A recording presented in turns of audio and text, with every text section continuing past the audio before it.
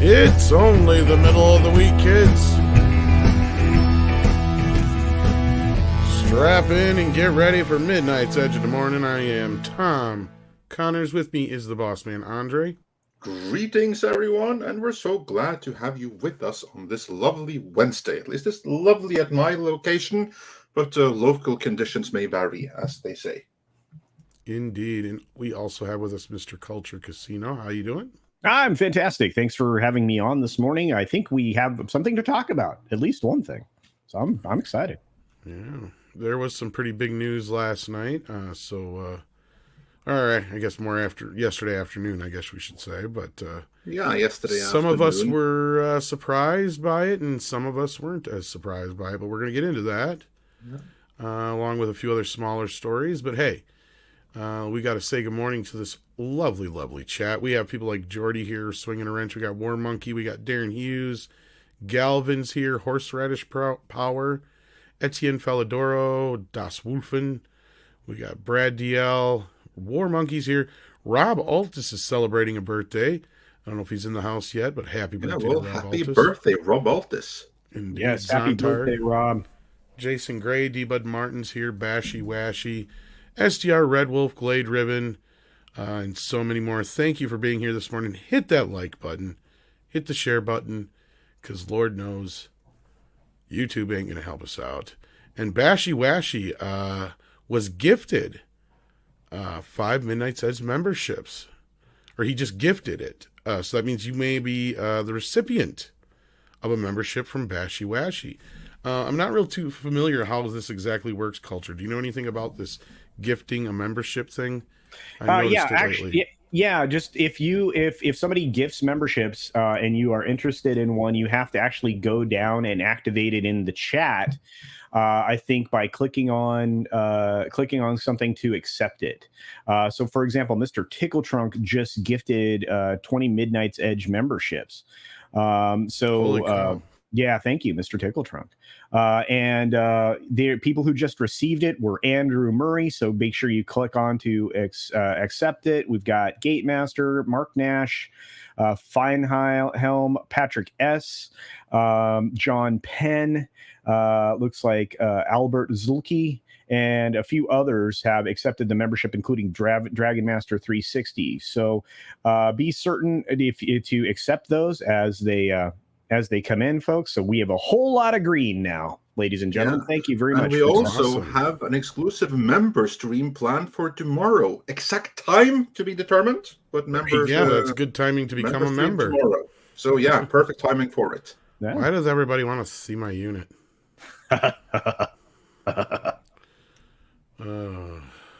Member. Yes, indeed. So please become a member, and we will be doing a member stream soon. And with that, let's get into a couple of super chats, because we got a few of them here already. But speaking of members, we got Zabulin Pike, who has become a new member. Thank you for that. Psychotic says, I wish Cameron would come on and reveal in this announcement. Or Rebel, sorry. Yeah, we actually have invited him. We just don't know if he's awake yet. Yeah, exactly. Because here's the thing. Cameron, for those that wonder why he hasn't been on for a while, he told everyone the last time he was here, but he's working. Big Hollywood project. And that is why he hasn't been on for a while. I reached out to him because I said, everyone wants you on. We have to celebrate that you're... First and foremost, your readings of the situation was entirely accurate, and now so too is the predictions. So I sent him the link, and we'll see if his schedule, which begins with him waking up, permits. But hopefully, fingers crossed, he'll join us over the course of the stream.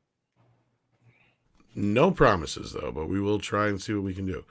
Waltman4 says, Andre, thoughts on WBDC not showing Blue Beetle, Aquaman 2, and Flash films at San Diego Comic-Con this year?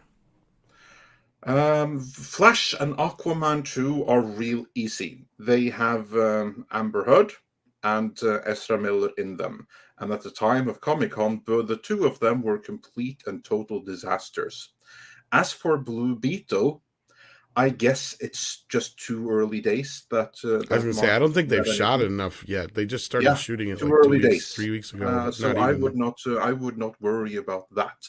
That is a movie that I think is going to be fairly insulated from all of the other drama going on there. I think that movie has the potential to be fun. So I would not worry about that, because here's the thing: at the time of this year's Comic-Con, DC has a lot of problems brewing. Well, not only that, there's 2 movies they have coming out yet this year, so they're going to try and concentrate on those 2 movies. You're going to see stuff, a lot of stuff about Black Adam, and likely Shazam 2, since those are the 2 movies that have yet to come out this year. So we'll see. I'm sure they'll have more to come, though. But yeah, we could kind of predict why they wouldn't do anything for Aquaman 2 or Flash right now. Well, and also, I think in addition to this news, the Walt man, we also have the fact that they will have no floor presence at the con. None. Now, wasn't this something, though, they had done the last couple of years, though, since they've been doing this DC fandom thing? Yeah, well, everybody had been bailing out of, including Marvel. This is their return to the con. So their return to the con includes no floor displays, right? And I haven't heard word on what Marvel's doing, but we'll see. We shall see, but I would not expect much from DC this year, not until next year, because by next year they're going to have a new management in place. Regardless of who ends up being in it, they're going to have a new plan. They'll be in the process of sorting shit out, and by next Comic-Con, both Aquaman 2 and The Flash will one way or the other be in the past. So yeah, I don't blame them for not doing much this year. And what they're going to do is going to focus on the things which aren't an issue. Yeah, but when does Comic-Con start and when does Super Pets come out? Because Super Pet comes out in like a week or 2. It's not too long from now. So they're probably not going to waste too much energy on advertising a movie that's already out. They might even just show the movie there or something too, as far as that goes. But it's also a kids movie, and it's clearly aimed at kids. It's so, like younger kids. So I don't know. What do you guys think? I don't think they're burying it for any reason or anything like that, but I know it comes out. When does Comic-Con start? July 26th. Yeah. Super Pets will already be out, like 3 weeks out, I think, by then. They might put some attachment on that. Yeah, I mean, yeah, but at that point it'll already be released, is my point.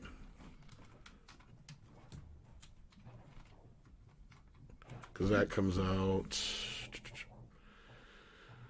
Well, that comes out that week, so yeah.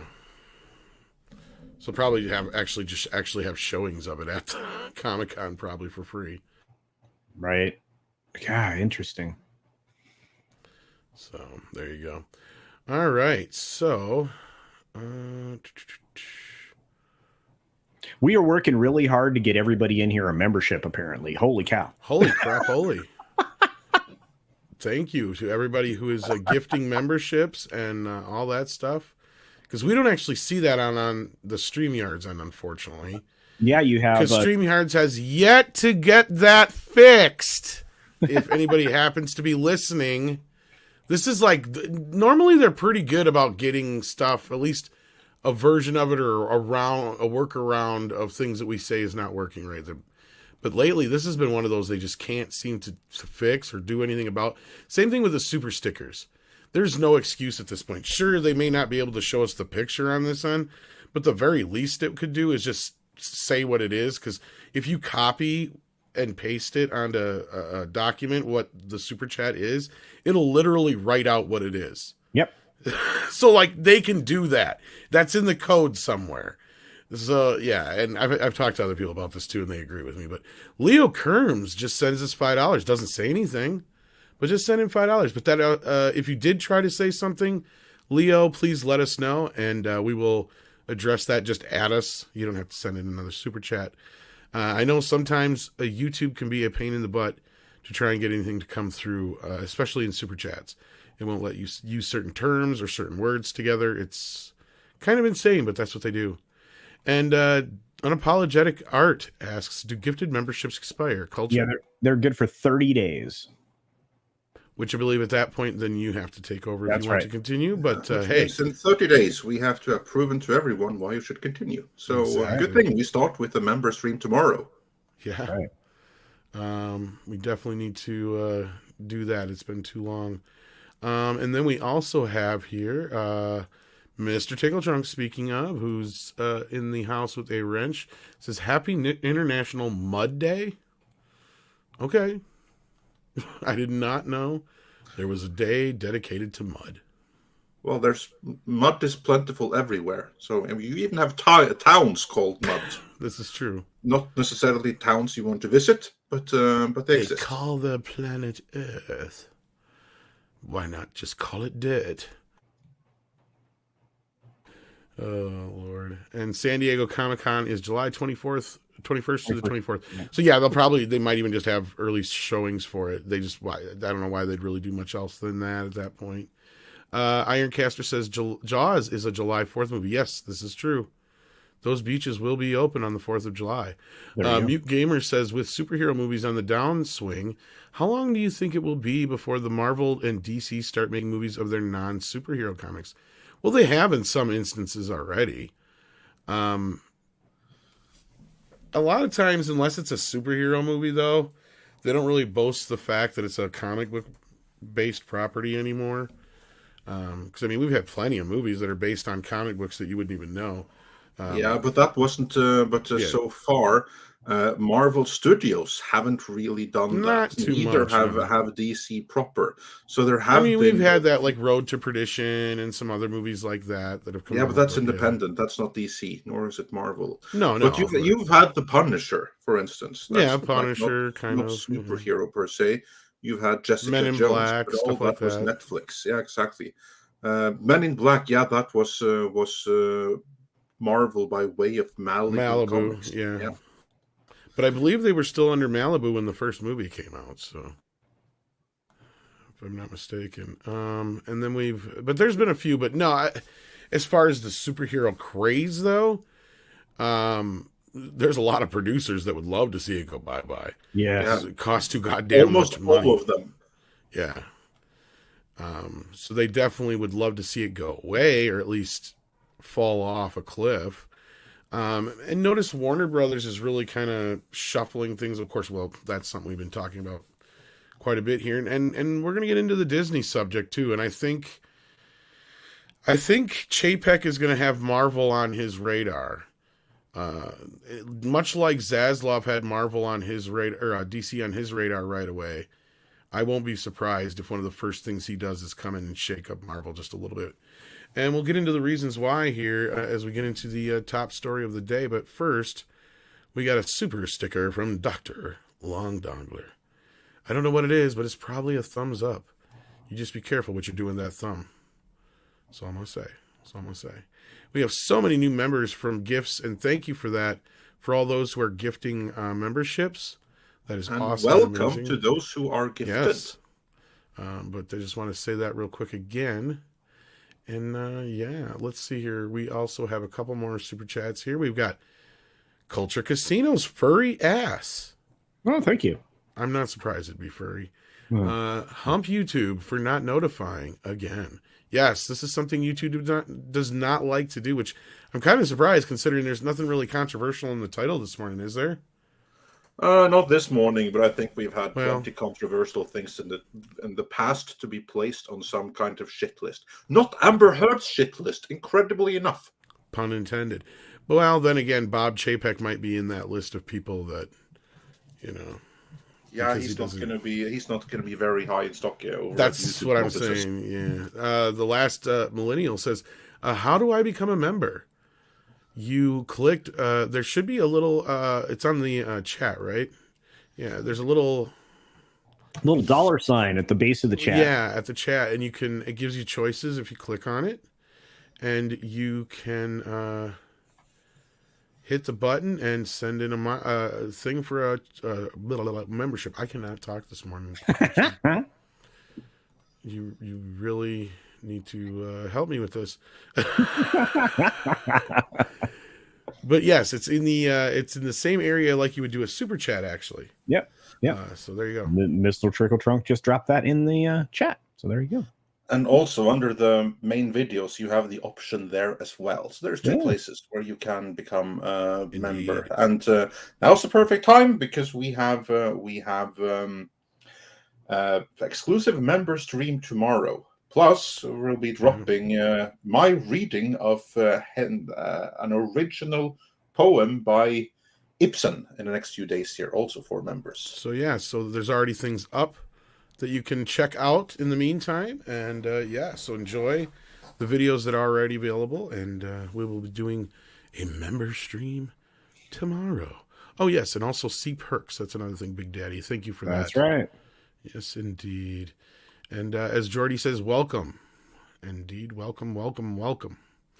So now, the main topic und the day is that Mr. Chapek is not going anywhere. Now, to us here, we're not as surprised as some people appear to be from this news. In fact, if you read Variety, I mean, they're just aghast. They just can't understand. Oh, noes. Why? How would this happen? How could, after the failure that was Lightyear, how in the world? But nobody likes him. Why would you do this, board, unanimously? There's got to be a reason. The salt is flowing. We broke down this article in the video that we published a few hours ago. The salt is so bad that this is what they lips look like. Just pursed. They can't even. I can't even. I just can't. So yeah, Variety, Deadline, they're losing their fucking minds. Basically, all of the Hollywood traits, the mouthpieces of the Hollywood incumbents, and you'll know that. It's like, how could we be so fucking wrong? Well, actually, it's not like, how could we be so wrong? It's more rather, how could the board be so wrong? Well, yeah. Why don't they listen to us? I mean, I'm talking about the fact that they couldn't predict this, right? Like, because we've been saying this for a while. People are like, you think he's going to get renewed? Yes, he's going to get renewed. Fucking guy ain't had but 6 months to try and do anything at the fucking studio, but we're going to get into this and break it down in a little more detail. But yeah, so here we are. This news drops yesterday afternoon, and it's a bomb, people in Hollywood. In this last 2 weeks, we've gotten 2 bombs from Disney. First one was Peter Rice. Bye. Guess what? Adios, mi amigo. And why are you firing me? You know why, motherfucker. Get the hell out the building. Like what I just said, that was almost literally what happened. He was gone within 7 minutes. That does not happen often. And people are just like, oh, this madman is on a streak. It's like, no, what that is. Well, we'll get into the logistics of it. But first, I suppose we should read this article, right, Andre? Yeah, well, actually, before we go through the article, I think that we can afford ourselves a little celebratory lap, because when everyone else were saying he's gonna be fired, oh, he's so fired, he's done, he's down with the woke folk, and no, none of that was true. So, Tom, I believe that we have a clip that is suitable for occasions such as this. Yes, we do. Yay! No, that's not the one. I'm just kidding. I just like that one. It's cute. Yeah, that's cool. But here's the proper clip. I fucking knew it! Oh! And just cause. As a reminder, I've been here when it was glory hole days, and I've been here when it wasn't. And so, having said that, I want me some glory hole. And this is a glory hole day. Oh. Yes. I wonder if that guy knows what glory hole means. But anyway, we think he did. We've debated that. Sir, that is a late night YouTube stream debate that many YouTubers have had. Trust me. But it's a favorite, as you see in the chat. But anyway, yes. Bob Chapek is renewed, and let's get into this by breaking down this this article. Because Variety is salty as shit. Everyone, we have 1,000 people watching. Can you please smash that like, because that helps spread the word that we are indeed live and get more people joining us, and also help share the stream. And Valiant Renegades, and you all have to go and check out the video that Valiant put out with WDW Pro. That is excellent analysis of the situation right there. So go check that out. Subscribe to Valiant Renegade. Well, if you have the time, feel free to come and join us. And anyway, he says for $4.99, yep, let's take that victory lap. Chapek wasn't going anywhere. Indeed, he wasn't. And Variety is incredibly salty about it. Tom, would you like to read some sections of that, or shall I? You know what? It's not a very long read. Why don't you just read the whole thing, Andre? Well, that might be boring, but we'll go through some. No, at least the main issue, the main part of it, anyway. Because I just have to it all pretty much they're pissy as fuck. Oh yeah, very much so. I'm going to find it in my end where there's like. And to answer Hitchhiker 42, I'm hoping we're going to have a 4K for you tonight. There's definitely some news, that's for sure. So, but we'll get into that later. I got to hear from Valiant yet whether or not he's available tonight. Yeah. So yes, please hit that smash button and the like button, and yes, let's get into this, yes. Andre. Right, because it begins with Variety saying, embattled Walt Disney Company chief Bob Chapek got a critical endorsement after the entertainment chief's giant board of directors voted unanimously on Tuesday to extend his contract for an additional 3 years. Now, key word in that first segment, embattled Walt Disney Company chief. This is not something that he has done. It's done to him by people that are trying to have him voted out. Moving on. The move comes as Chapek's future has been hotly debated around Hollywood and in media circles. That's code for everyone in our circle of the internet, everyone in the trades want to see him gone. That's what they mean by hotly debated. After taking the reins from his charismatic predecessor, Bob Iger. See, they all liked Bob Iger, but all of the problems that Disney have today are Iger's fault.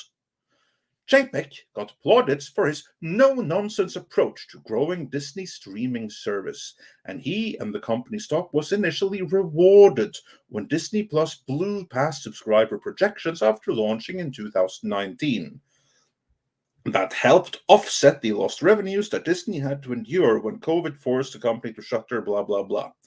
But, and here comes the important thing, but there were several missteps, because now they start the blame game.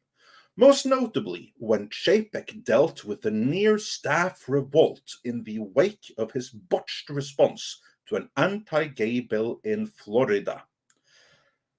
Where Walt Disney World is located. Chapek initially sought to avoid entering the political fray by largely remaining silent, which enraged staffers, but ultimately came against a new law and announced a pause on political donations in Florida.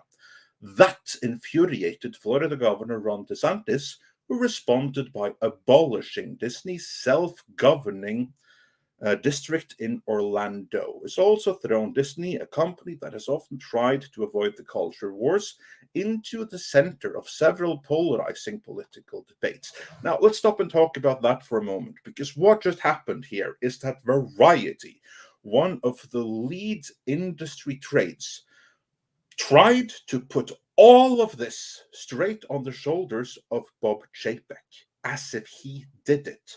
Yeah. What do you all think about that? Culture, let's begin with you. They've always been very disingenuous where all of this stuff started and where it all continued. You guys have been on the record, and you even talked about it a little bit in the video that you released just a few hours ago, that all of this stuff started under Iger. All of these directions, all of these different shifts within the company culture and everything were essentially put in place. You know, and even the film slate, film and television slate, was all put in place during Iger's tenure. Chapek, as Tom said just a few moments ago, really has only had the better part of 7 months now, because well, 6 months technically, since he's been able to actually take complete creative and administrative control of the company. Because up until then, Iger was still in a creative position above him as a board member at Disney through the end of December. And that's where we got the pillars of, the 3 pillars memo from, was when he officially took over and indicated the direction and what he considered to be the North Star of the company. And while he did try to pursue that path, he even brought in one of the most bulletproof PR people you could possibly imagine. Less than 4 months later, bulletproof PR guy is gone, and Disney's in shambles because of every single underling that's below him. And I hope I addressed the question, because that's the best I could deliver. Yeah, no, actually, I think that was fine, because everything has happened to Chapek, and it's been done to him by others. And still, Variety does kind of like the victim blaming here, trying to place everything at his feet. Yep. Yeah, they're literally trying to do that meme where they have the guy standing there with a gun and shooting the person, and they're like, "Why would you do this, so and so?" Like, that's exactly what Variety is doing here.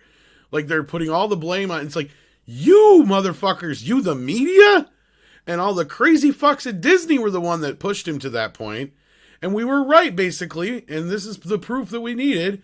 When we said, all right, he said, he threw his hands up in the air and said, fine, you fuckers want your way, you're going to get your way, and I'm going to prove my point. Yeah, this is something that we got a lot of flack for when we said that. With that hostage video, when he seemingly gave in, what I said in earlier videos, for those that recall, was that think of the physics thought experiment Schrodinger's cat, where the cat is in a box and you don't know whether the cat is dead or alive. It's going to be dead or alive right now, but you don't know until you open the box at a certain point into the future. This was the same thing here. Either Bob Chapek genuinely gave in, or he was playing 4D chess. He was playing a game of, okay, now we're going to show these people, I'm going to show you what happens when these people get their way. Both of those scenarios would look identical on the outside for some time to come, until you, as it were, open the box. That box was opened when Peter Rice was fired, and he was playing a game of 4D chess all along, and now we see the results of it. Yep.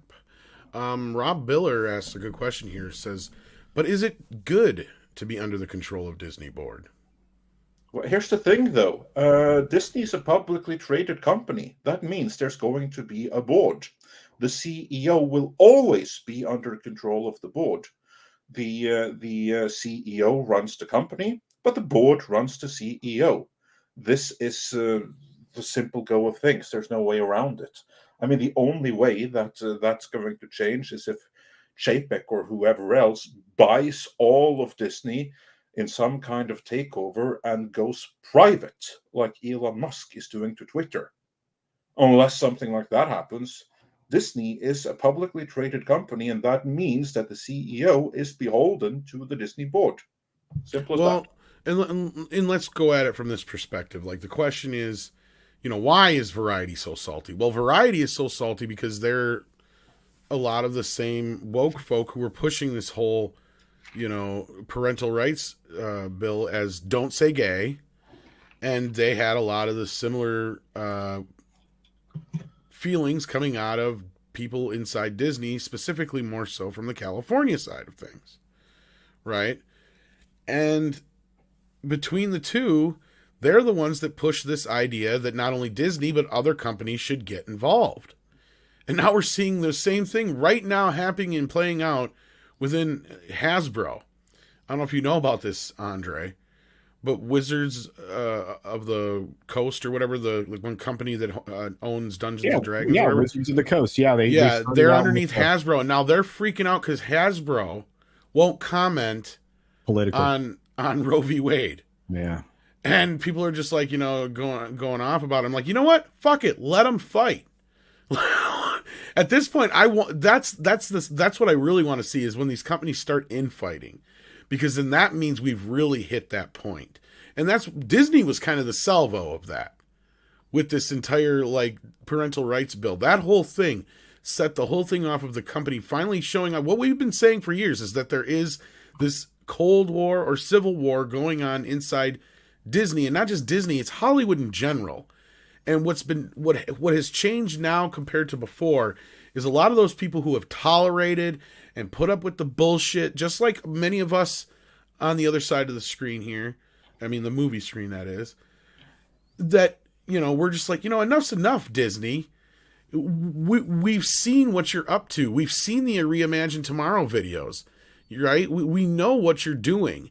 And don't think that we didn't notice that Chapek was resistant to get involved, and he flat out put it in a memo or whatever it was, that or announcement that he wanted to take the company back to more politically neutral standing for a reason. And he was held hostage by the company. Yep. And the media, not just the company, but the media. And you see that there is still in place because they still haven't let him go. The media, here represented by Variety, are in a sense still trying to hold him hostage because they're still trying to pin failures on him. Because they're weren't his fault. They're not really even saying that it's a bad thing that he got involved. They're saying that it was too late. His botched response, right? Because that was their whole thing, is that he took too long because he could have made some kind of fucking difference in this whole thing. Guess what? He did exactly what you guys fucking wanted, and it did it not only not make any fucking difference, you went and fucking cost Disney more money than you could fucking imagine. And all these people who are saying that, oh, this is a good thing for Disney and all this. No, it isn't. It is not. Because if it was, then you wouldn't have the media and everybody else on the left who normally gives a fuck all about corporate America not going out in the press going, well, this is just wrong of Disney. I can't believe they would do this. And It's like, fuckers, guess what? The shit's already hit the fan. So Chapek is like, there's no putting the broken pieces back together, right? As far as that goes. So now he's had 6 months where he's not been able to do jack shit, and he's been basically under hostage of these crazy fucks at this building. And what we saw happen last week was he probably walked into to the board and said, look, if you want me to run this company, well, fine. If not, let's just part ways. And at that moment, he got a new contract. I guarantee you that's when he learned about this shit, because that's also what we're hearing. And at that moment is also when they let him fire Peter Rice. Whether it was a consolation prize to him because he hated the little fucker, or because they could see that he was one of the people that was causing disarray within the company. Either way you look at it, it's a win for Chapek, and it's exactly what we have all been saying here on this screen right now. Yeah, and I'm more inclined to believe that the board saw evidence that Peter, I don't know this is real speculation, but for the board to come out and stand behind Chapek doing a public firing of someone who is so beloved within the industry, this does not happen without there being a cause for it. That would never happen unless the board knew that this guy is actively working against company interests.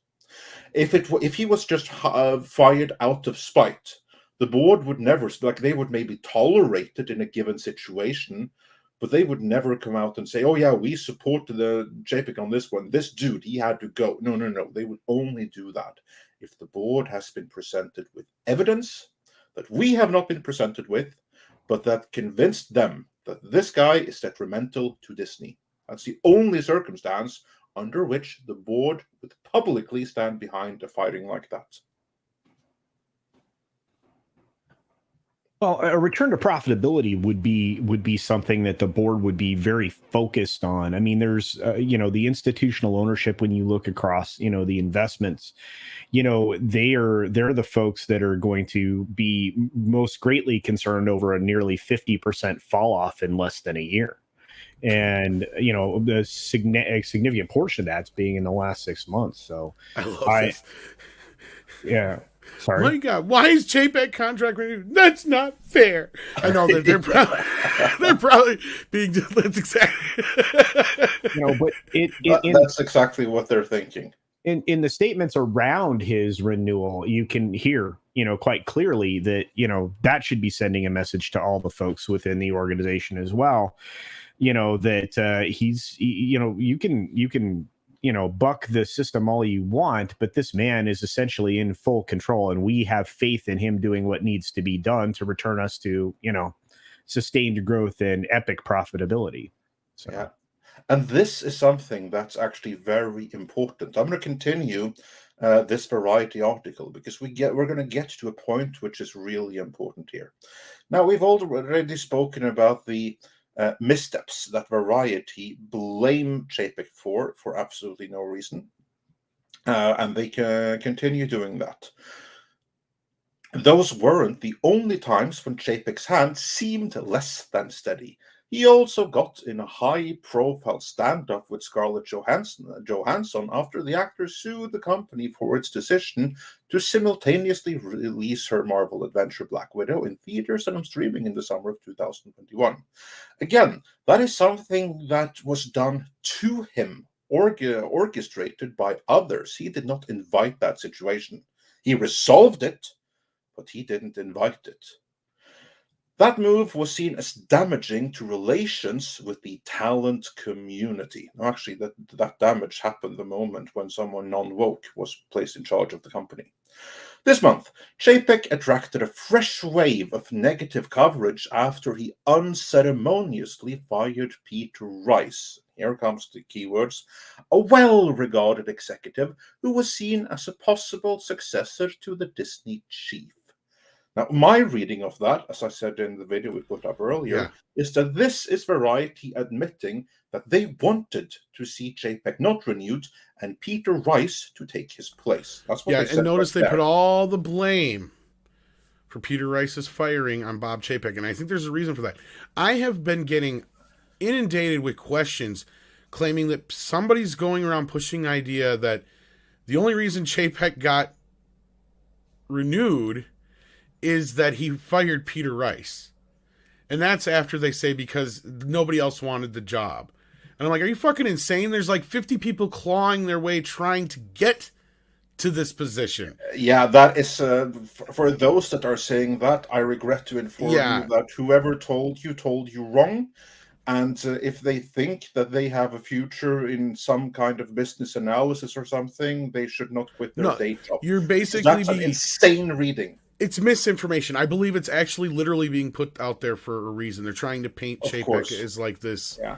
It's like no one should believe that. I mean, a story like that is about as credible as Amber Heard's testimony. I can tell you right now, I would take that job for $2 million a year. I'd get him a huge steep discount. And he's getting a hell of a lot more than that. Oh, yeah. And then we also have joining us the one, the only Mexican Iron Man. I couldn't resist, so I'm barging in the back room. Hi. Well, we have an accountant here. Yeah, I decided to declare this National Accountants Executive Celebration Day. Yeah, let's get that super chat up right away since you are here, because we got the super chat from this dude called Mexican Iron Man. Don't know him, and he says for $25, I officially declare this as Accountant Winning Day. Go Chapek, go, and I hope he puts a tent over Disney Corporation and fumigates the woke termites out of the house of Mouse.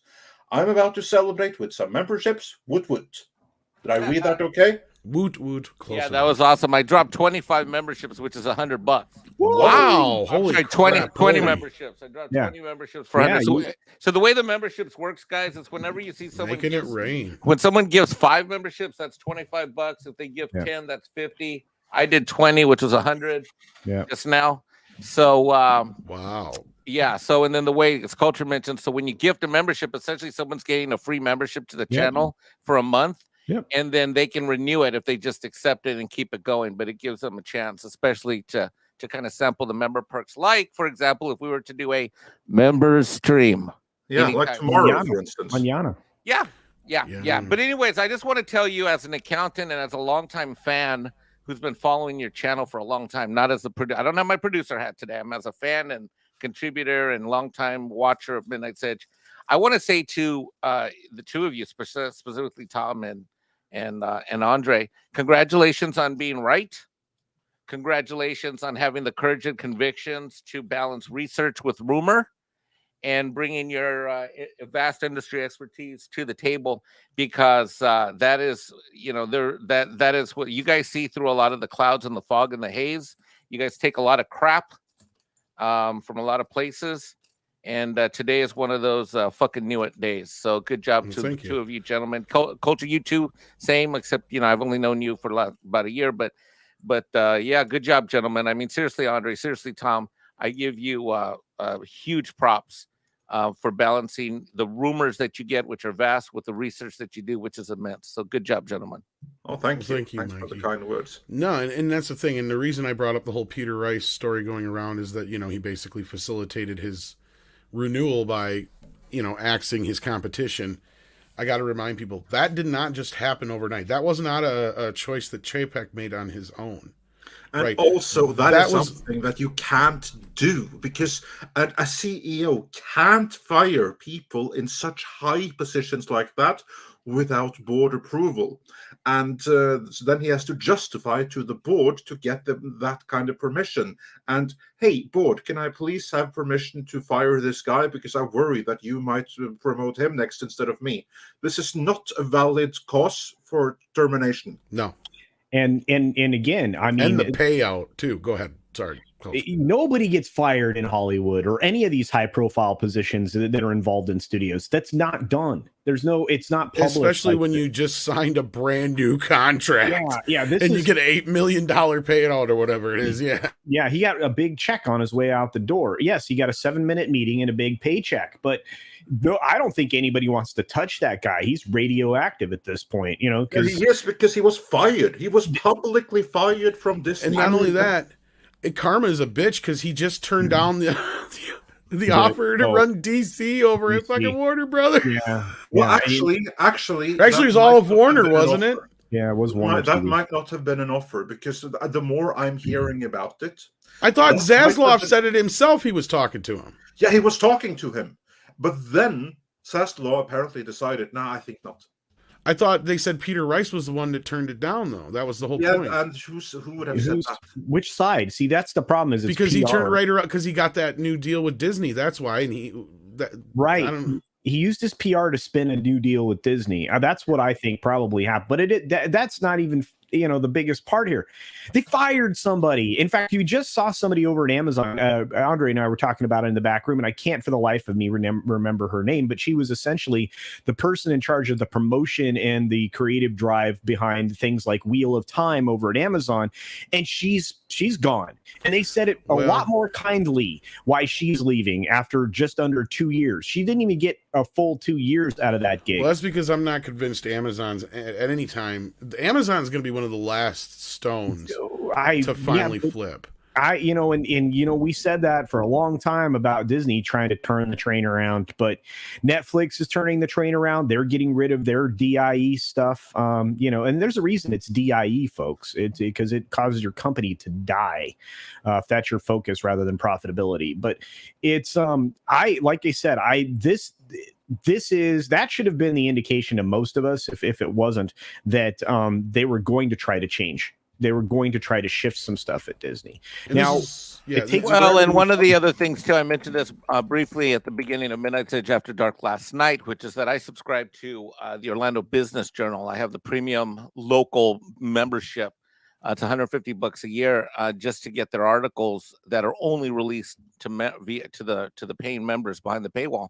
And what I found fascinating about a little over a month and a half ago is the conclusion to their initiative to relocate employees from California and provide housing in Florida. The project was deferred, number one. Number two, it was scaled back. And at the same time, that article announced that they were hiring a local employment firm in the state of Florida to fill jobs that would be coming into Florida in about a year. That told me a month and a half ago that this company wants, if I'm CEO of a company and I'm going to have a major relocation, I've got a couple ways I can do it. I can say, look, everybody load up the stagecoaches. Everybody load up all the wagons. We're all heading, well, in this case, east, not west. Or I can say,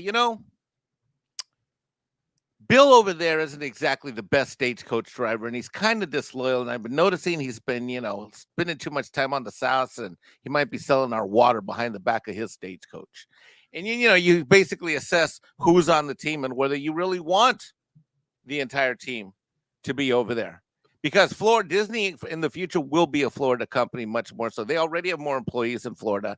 And let me just tell you this, which we don't talk about this on Midnight's Edge, but I know Culture has some visibility to this. Culture and I have friends that work in both companies in both places. I know this because we've talked about it. And there's another internal war, which is the cultural war between Florida and California Disney employees. And I think when I read that article in the Business Journal, that to me solidified that Chapek was in control, because the company is in and of itself about to go through an overhaul of who's really going to be at this company going forward. And that gave me a little bit of hope. So this announcement, I think it's been a long time coming in a lot of ways. And I think, like Tom was talking about the firing, this and that didn't happen in a vacuum. That bitch sold Rice out. And who you talking about is Waldron, Dana Waldron. Yep, she sold Rice out. Because she got a promotion and Peter Rice was gone. And I get it, and somebody else brought up the same thing. They heard the same rumor, and that's just that it does not work that way. What that was, though, is that was either a consolation prize to Chapek, or the board saw exactly what was going on and saw that this guy was one of the people that was stirring up most of the problems, and they agreed that he needed to go. And it's probably like Variety, they see that they try to blame all the bad stuff that happened on Chapek's watch on Chapek. The board sees that this is something that's orchestrated and it's done to Chapek in order to slander and make him look bad, but it's not perpetrated by him. He's the one that has to do the cleanup afterwards, but he doesn't initiate it. That leaves the question, who initiates it? And for some of those things, not everything, but for some of those things, they may have been presented with evidence that it was Rice. And the person that may have presented that evidence was the one who was rewarded and promoted, namely Dana Walden. Now, this is pure speculation. We don't know that happened, but that is but there's also another scenario there, too, and that is that, remember, there's another party involved in this that we haven't really mentioned too much yet. And that party, whoever is loyal to that party, that could have more to do with it than anything else. Because right now, Chapek is going to be sussing out everybody in the company who's been running to Daddy Iger for the last 6-7 months. And going, please come and fix this. He won't let us be woke. He's making us answer to people, money people. And Tom, this is awful because he doesn't understand what, Tom, you and I are trying to do here on the woke agenda, Tom. We've got to do something, Tom. And this is not a rumor. This has actually been out there in the trades that people have, been running to Bob Iger to whine about Bob Chapek. Iger's gone. They can't accept that fact. And the media is the exact same way. They cannot accept the fact that Bob Iger is gone. He is not in the building. He may have influence, but he has no fucking control. Well, that influence took a huge nosedive exactly. When Rice was fired, I'll tell you That's exactly what I'm getting to, is that at this moment in time, what this means is Waldron could be woke as fuck.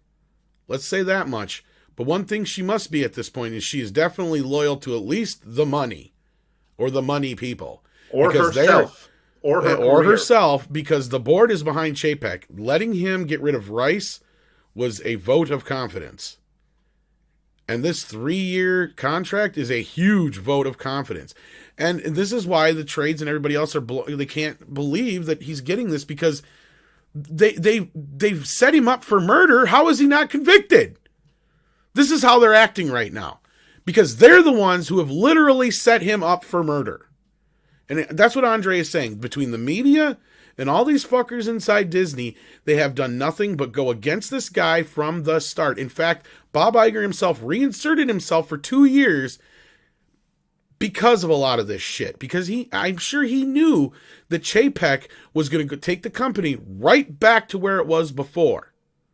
And that is neutral and family friendly. which is where it also should be. Let's lest we forget. I mean, that's what Disney's all and about. not only that, profitable as fuck. Because I'll tell you, there's a lot of people who are right about Chapek in the parks.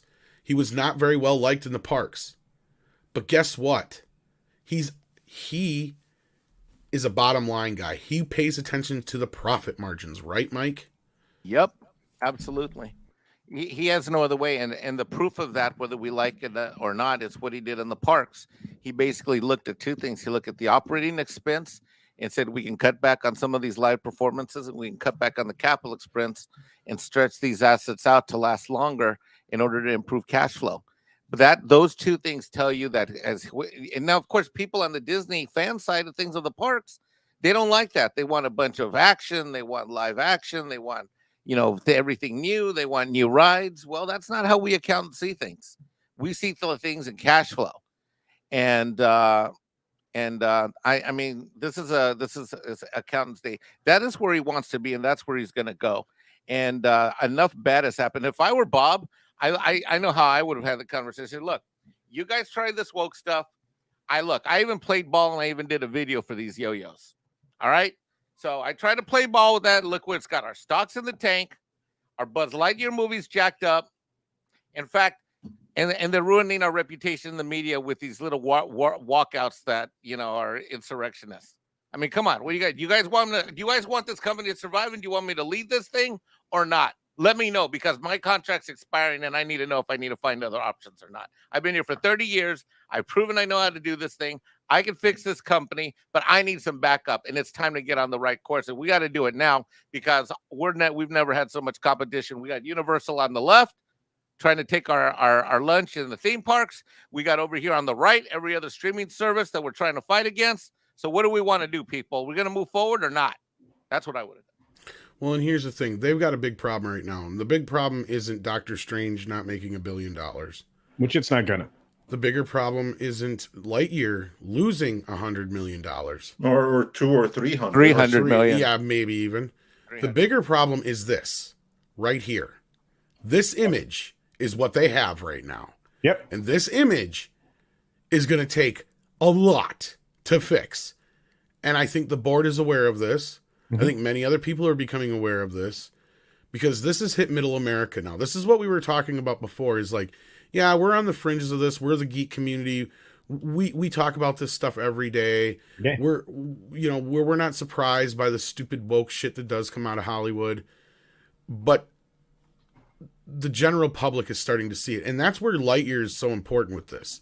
And that's where you got to ask yourself the big question, or at least that's where Variety and the rest of them, like I said, they set this guy up for murder. He should be going to prison. What is going on here? Well, no. All he did was just show you where the body was and show you the murder weapon. That's what he did. That's what he did to the board. And that's why he buckled. He's like, all right, this is what they want. I'm going to do this thing. And then this is what happened. This was the result. Same thing here, I believe, with Lightyear. He's like, all right, you guys want to leave this gay kiss in? Fine. This is going to stop us from being able to release this movie in other countries. And not only that... 17 countries by last count. 17 countries. Not only that, let's see how America reacts to this. Let's see what the countries that we don't cut it out in react to. And that's exactly what he wanted. And for those who... It doesn't make any fucking sense on paper, no. But it does when you're trying to play 4D chess with a bunch of woke fucks who have been trying to shove down the company's throat that this is exactly where you need to go. And that's what's happened, is these people are being asked, where's the money? You're not selling toys. You're not selling tickets. And those two departments are the two departments that Chapek said that you have to answer to now as a studio head of, whether it's Lucasfilm, Pixar, Marvel, any other divisions they have within Disney. Well, and you know what? He's the one who set that up, and Mike can probably speak to this even better than probably any of us can. He realigned the divisions in a very specific way over the course of the last several months, because then they are reporting to the parks, then they are reporting to merch. Then, you have a different reporting structure, maybe to align with some profitability. And if he puts the right people in the right positions, he gives them an opportunity to, to eliminate some of the people that are dragging the company down with their ideologies, because that's what's happening. And that's the thing too. And that's what I can't imagine why Bob Iger would even side with these fuckers on this shit outside of just, woke points, right? It's because these are the people that he's going to cocktail parties with. These are the people that are in the press locally. These are the people that he gets accolades in. And Iger's a very much ass-kissing type of guy who's always demanded that. I mean, my God, it was I'm in all the financial networks, Bloomberg, TV, print media, online, etc. The post CEO tour that Iger went on was nauseating. It would be analogous to turning on your YouTube feed and seeing him in there every single day. The guy just can't get enough of attention. That's why he did a book deal. That's why I wanted to be president. He's this typical woke asshole who likes to hang out with these woke people, whether he believes in it or not. As a capitalist, that's what he likes. Well, the point I was going to get to was that he basically just watched these fuckers tear down what he brought to Disney, right? Iger is responsible for bringing in Star Wars, Marvel, and reestablishing Pixar's relationship. And not only that, but bringing Lasseter into the fold completely. And they have systematically destroyed each and every one of those things that I just said. And right now, Pixar is barely on fucking life support. Like, that fucker was thrown down the stairs, run over by a fucking car, beat the hell out of by Buzz Lightyear, and left to die in the fucking street. And now John Lasseter just walked by and goes, God damn, that looks like shit. See ya. Because he's over doing his own thing, and I'm sure a lot of other people are saying the same thing right now, that's what we've heard, is the non-woke folk have all jumped ship and are over working with Lasseter. So I'm going to be interested to see what they come up with in the next few years, because that's going to be the next... Because that's the other thing, too, is like, I can't even believe Iger would get behind some of this shit, because they've completely torn down everything that he brought to the company and built it up and made Disney the juggernaut that it is. Yeah, I mean, leave it to Iger to leave time bombs after him. Well, it's his own fault. That's what with Pixar. Pixar right now is a name. The Pixar magic is gone. All of the people that created that Pixar magic, as you said, Tom, those that weren't fired, they jumped ship and let the crazies take over. Everything that we see coming out of Pixar right now is the result of mostly crazies. Yeah, basically, when I can picture Lasseter just kind of, I don't know who else seen the movie Friday here, but basically Lasseter's looking over top of Lightyear just right now going, you got knocked the fuck out. Just like... Oh yeah, Friday is one of the all-time greats. Yeah. Oh, shit. Like, because that's what happened here, is because they can't understand it in their minds, and that's why we're trying to explain it to people who can't seem to get their heads wrapped around, after all this failure in the last few months, why is it that Bob Chapek is getting renewed? That's because all these failures aren't his. None of this shit is his doing. But you know what, frankly, with Iger, I'm sorry, Andre, I just want to say, but frankly, with Iger, you have a guy who basically was on a shopping spree. He doesn't give a fuck. I mean, he went and bought Star Wars. He put Kathleen Kennedy in charge. He went and bought Pixar, and Lasseter gets thrown out. So Iger, in other words, he's one of your girlfriends who gets to hold one of your credit cards. Hey, oh, God, that's so on point. I can't. I don't even have a response. That's completely correct. Wow. Yeah, that is exactly what it is. He basically got a hold of this company. He went off buying assets, came up with this idea, Disney Plus, didn't give a flying fuck if this company had a long-term plan for success or not. And all he cared about was trying to boost up the stock value with purchased assets. But see, I would even debate that he came up with the idea for Disney Plus because he was on the board or working with Apple at the time they were developing their streaming service. And I think he plagiarized the idea of doing a Disney Plus. In fact, even the technology wasn't original. I'm sorry, you're 100% right, Culture. To be brutally honest, he plagiarized and used someone else's idea and appropriated and made it as if it was his idea. Yeah. And no one called him on it except Culture just now. Well, anyway, I'm drawing a logical conclusion. Let's put it that way. But at the time, I mean, like I said, a lot of it, that's where it came from. And there's no argument to be made about the fact that he had to leave the Apple, area, probably largely because of that. But he is he's an interesting character at best. And you have to remember, he wasn't really the business mogul that he was portrayed to be. The guy was a weatherman. That's where he came from. He was a weatherman. He was a TV personality, and he rose up through the ranks of ABC to end up in the top job. So, kudos for that. But at the same time, he didn't have the kind of background that Mike does. He wasn't the great accounting mind. He did build things by doing what Tom suggested, using the company credit card to buy some really cool stuff. Well, he used to have a lot of great relationships. He did, and he had some great relationships with some great creatives, and including George Lucas, and that's he used that relationship to basically smuggle Star Wars out of him. Yep. Yeah. And that would be like me saying, Tom, you're so amazing, and I just think that together, I can take Midnight's Edge after dark radio to new heights. Why don't you just go ahead and come over here? Let's have lunch and just sign it over to me. And don't worry, it's the okay. Difference is you wouldn't fuck it up like he did. Well, you don't know that. That's the big difference there. Well, I wouldn't do that. That's what I'm saying. Like I know the analogy you're going for here, but sadly you're too good of a person, and I know you wouldn't do that. But no, you're 100% right. It's like, you've got this red bike. It's like, I'm gonna buy your red bike and I'm gonna make it better. But what he does is he puts a bunch of fucking tassels on the end, paints it pink, puts one of those banana fucking seats on it. Banana seats on it. Yeah. And he's not some mad genius that acquired Pixar. In other words, makes a boy's bike and turns it into a girl's bike. But yeah, of course, yeah. But he's not a mad genius that was like, oh man, I'm going to talk them out of Pixar. It was the third time Pixar was offered to Disney.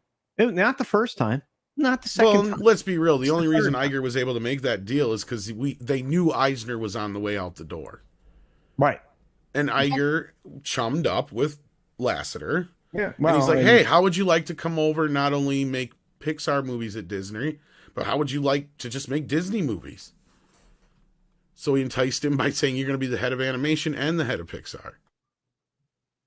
And you know what? You couldn't have picked a better guy. And then at the same time, he let him get stomped out the door. So that, somebody farther down the chain who thought that they were deserving, that didn't have enough background, ended up with that gig. And you can see the fruits of that right now, to be honest with you.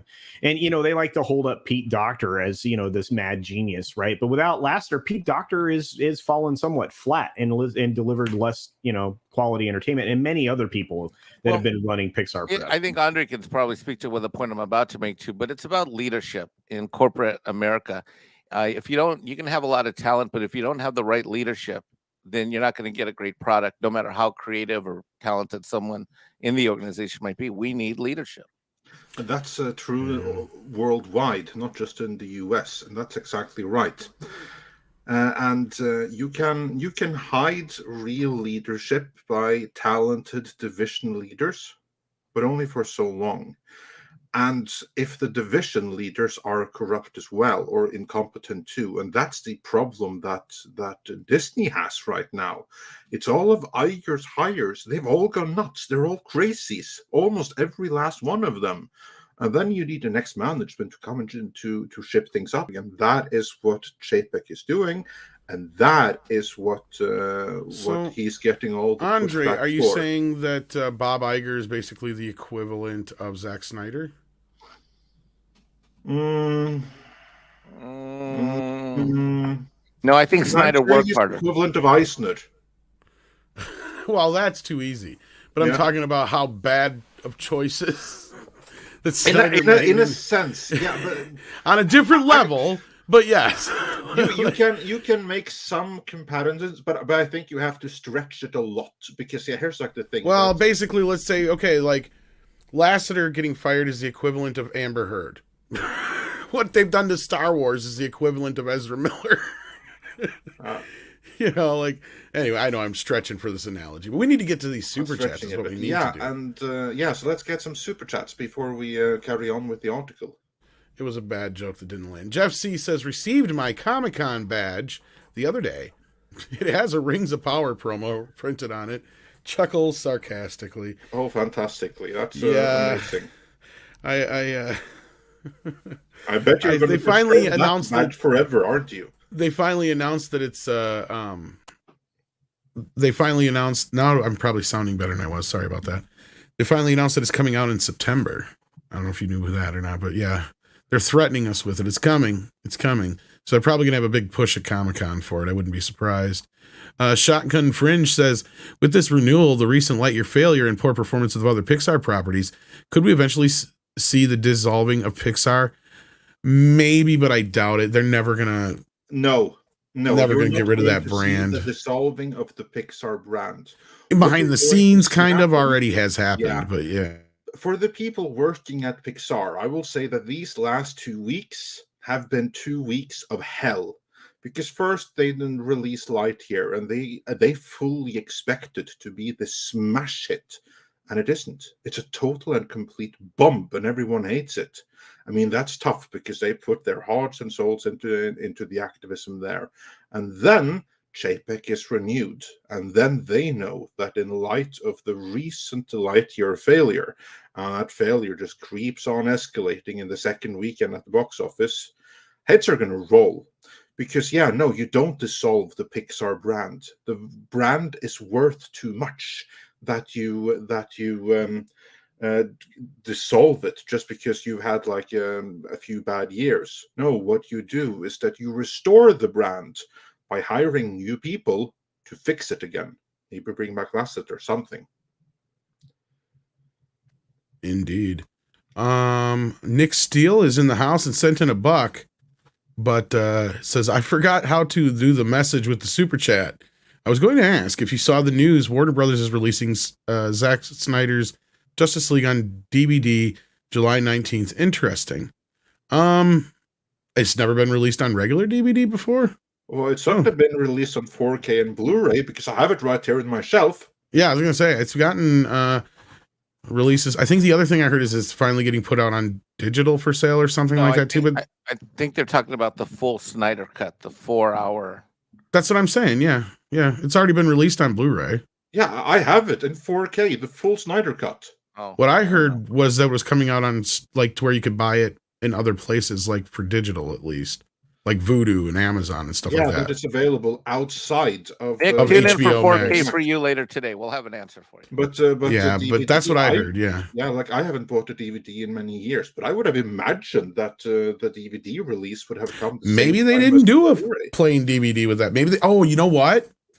They probably wouldn't let them because I don't think that like red boxes handle anything over Blu-ray and DVD. Maybe they didn't come out with this. Maybe they only came out with a 4K Blu-ray of that. Because now that I think about it, I don't think I've ever seen a standard Blu-ray edition of the Snyder Cut. No. There's plenty of them in Norway, at least. Well, yeah, maybe another, because I know people were importing them for a while too, but maybe not. I don't know. It may have something to do with the deal with if anything, I'm going to say this, Nick. It has everything to do with the HBO Max exclusivity part. Yeah, it must be something like that. Because they didn't want to dip into those sales or anything. But thank you, Nick, for the donation. And if I find anything more, we do a show periodically on Wednesdays. Let's say it's usually every other Wednesday with Valiant Renegade and Fanzine, where we talk about 4K releases and Blu-ray releases. And if I can find anything out about that, I will let you know. And Will says maybe it's a 16:9 format release. All I gotta do is zoom in, man. That's because that's all Snyder did was just open up the mat. That's why there's nothing going on in the top and the bottom of the screen through most of the movie. But yeah, Rave Girl says, "Hi all, what's the vibe at Pixar right now?" Exactly what we were just talking about. They are. Not only they're flabbergasted, they're probably besides themselves at this point. They're going to need personal time to meditate and to recenter and to feel safe and whatever hippie terms those SJWs use. I don't know what lingos, whatever those people do to make them feel better is what they're doing right now because they're not feeling good. I can tell you that. I mean, it's so upsetting, this news, Andre. I don't know what to do. Exactly. It's not fair. No, I mean, honestly, though, if you're somebody who's like the wokiest of woke, I feel very bad for you this week, I guess, in a little bit, but mostly schadenfreude. Yeah, I feel bad for those around those people. Yeah, that's kind of where my sympathies lie right now, is those who have to deal with this shit. It's like you brought this on yourself as far as everybody else, but like... You got to remember, Twitter's not real life. Most people don't think the crazy ways that some of these idiots do. And honestly, this is the thing, is going back to like, really the bigger issue is this here, right? Like, because nobody has such an issue with gay characters or anything like that, representation. Nobody has issues with any of that shit. It's just the way it's been done all this time. And I know we've beat this drum a million times over, but it's true. Like, this is the bigger problem right now that Disney has to overcome. Not one movie is going to fix. But believe you me, they're paying attention to how good Top Gun did. And they did notice, I'm sure, how well Spider-Man did. So when you turn around and look at the agenda that they have, that they pushed with Doctor Strange, that they pushed with Lightyear, that we know they're going to probably try. Well, let me rephrase that. We were sure that they probably would have tried to push with Willow. But now I'm curious to see how they're going to handle this going forward. Yeah, here's the thing, because all of this craziness that predates Chapek, exactly. Yeah, it predates Chapek, but not only that. Between the riot against him and up until this point, it was in Chapek's interest to have them be as crazy as possible to as many people as possible for the biggest crowd possible, so that people will turn away in disgust. Now, when he has been renewed and this is fully his reign, he's going to have a different agenda. Now he's going to want to clean the company up. Now is when he might actually demand some changes in post-production and stuff. Because now it's no longer in his advantage. Even though this is something that came before him, this was filmed before he had any power, now is when it's no longer in his interest that this insanity comes out.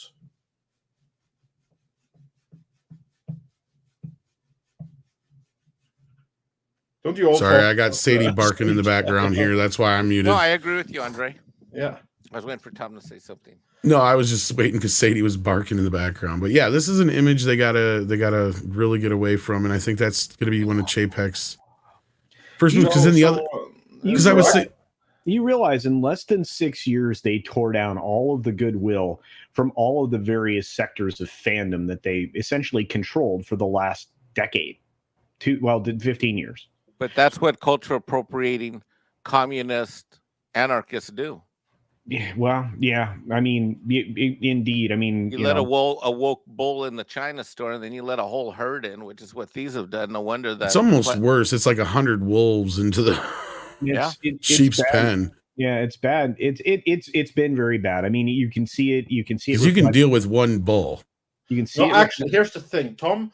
One bull in the China shop can do a hell of a lot of damage, because all that fine China isn't going to run anywhere. But the difference is this. The difference is this, though. A bull is making a lot of noise, and you know the problem. You can pinpoint the problem right away. You can see it. It's that fucking bull. But if you got a bunch of sheep hiding among the flock, you don't notice right away that one sheep goes down, two sheep go down, three sheep go down.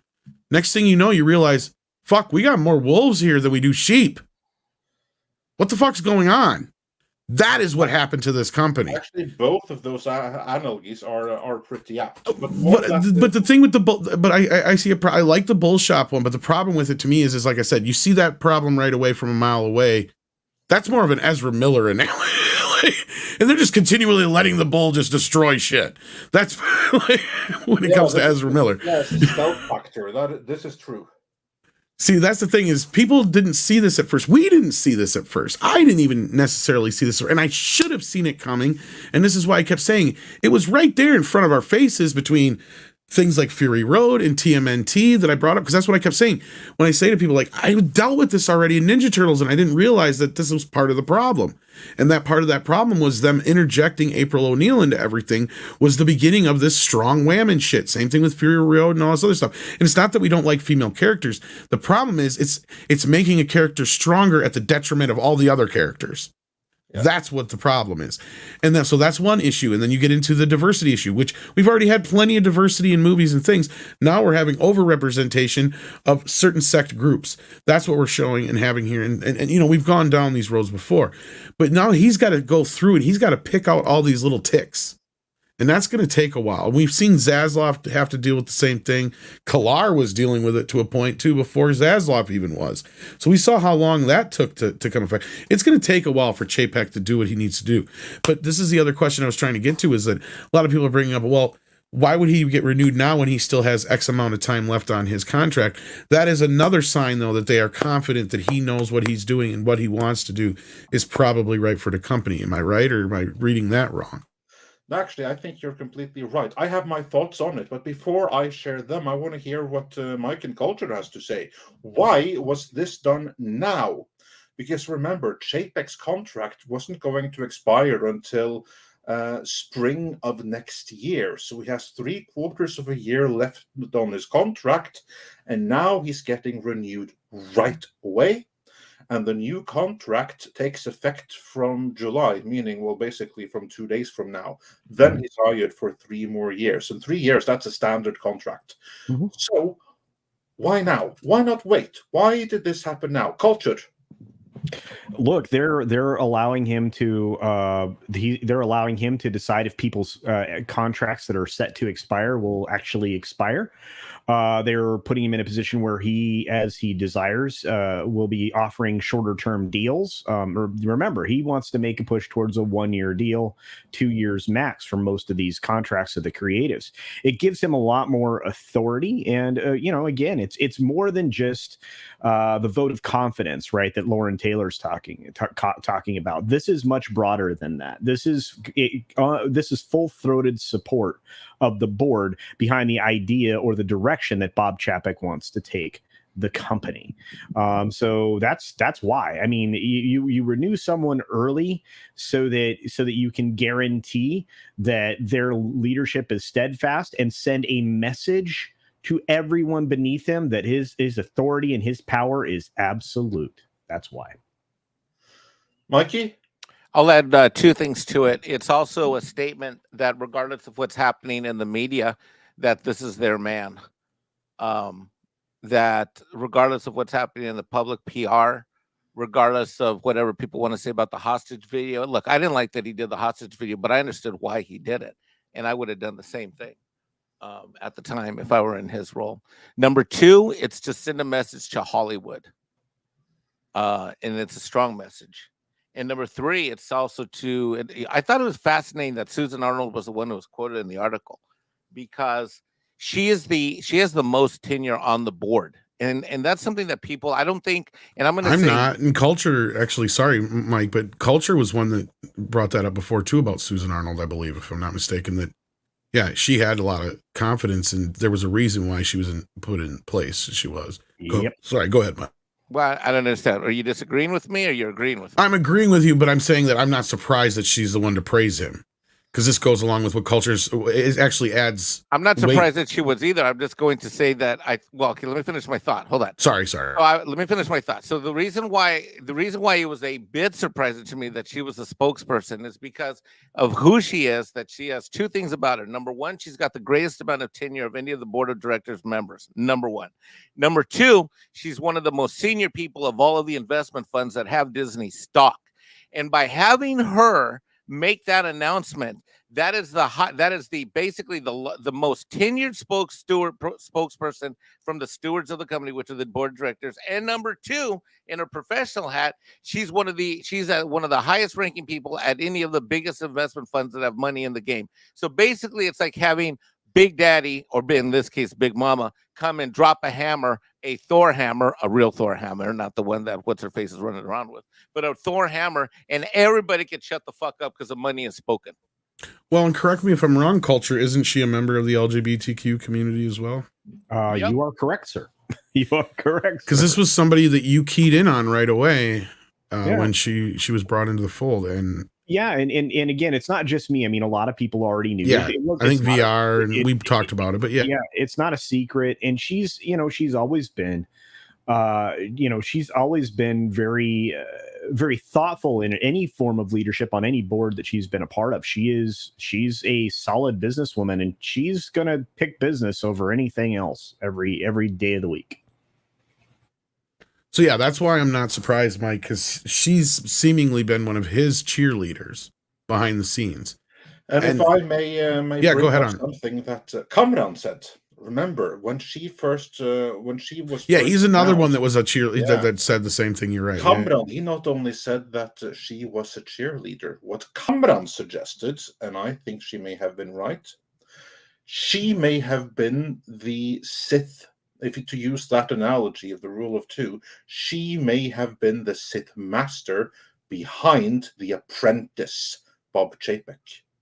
That was what Kamran suggested, that she's the one that's pushed him to the forefront, that she may have been the one that the two of them, they have a special business bond. And so that stuck with me because I think that seems plausible. And to this, and I'm not surprised at all that she would be the one going to give the public message of support on behalf of the board. But there's one more thing to it, with the reason why I think that this happened now.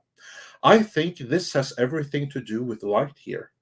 I think that this could have waited another 3 months, 4 months, 5 months, 6 months, but it happened right now because of the Lightyear failure.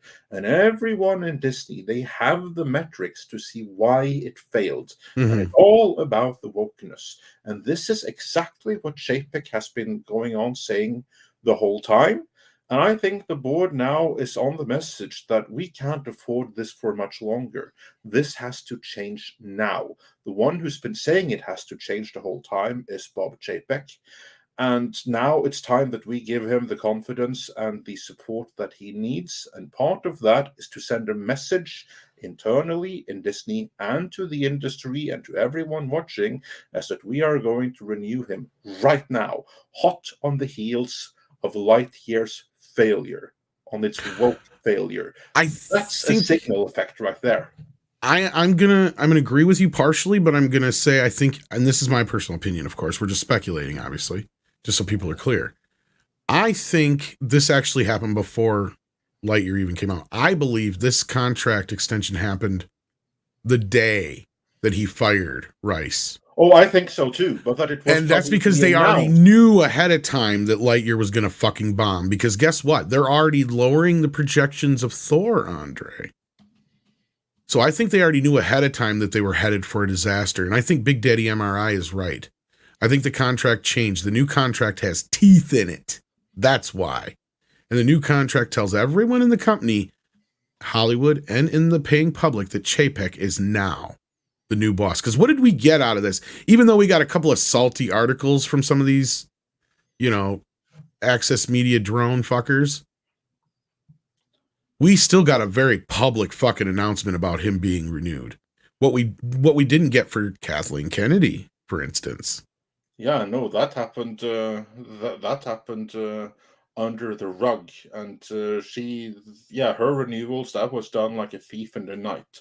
So and this is what I'm saying is he had to go, and as we said, he had to go get permission, whether it was the board that just said, go do this, or he asked permission or whatever went down behind the scenes.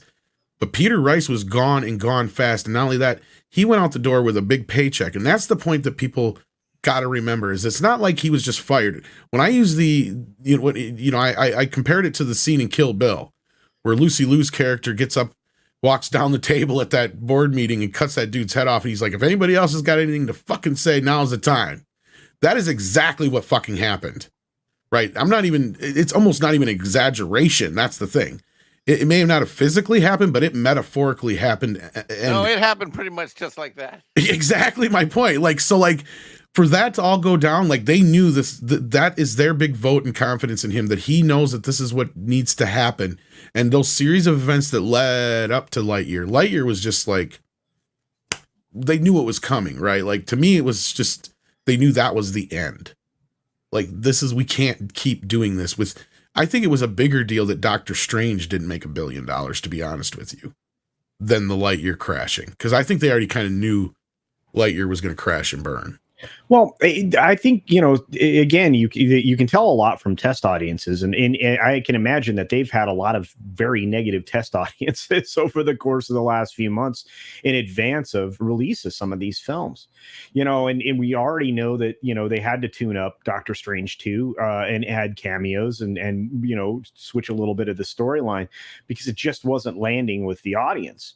You're seeing that across the board for pretty much everything that they release. And again, you're not wrong. When you look at Top Gun continuing to perform in theaters in the theatrical release and having very small fall offs week to week, and then compare that or compare it to what's happening with Doctor Strange and similarly the other films other than Spider-Man No Come Home.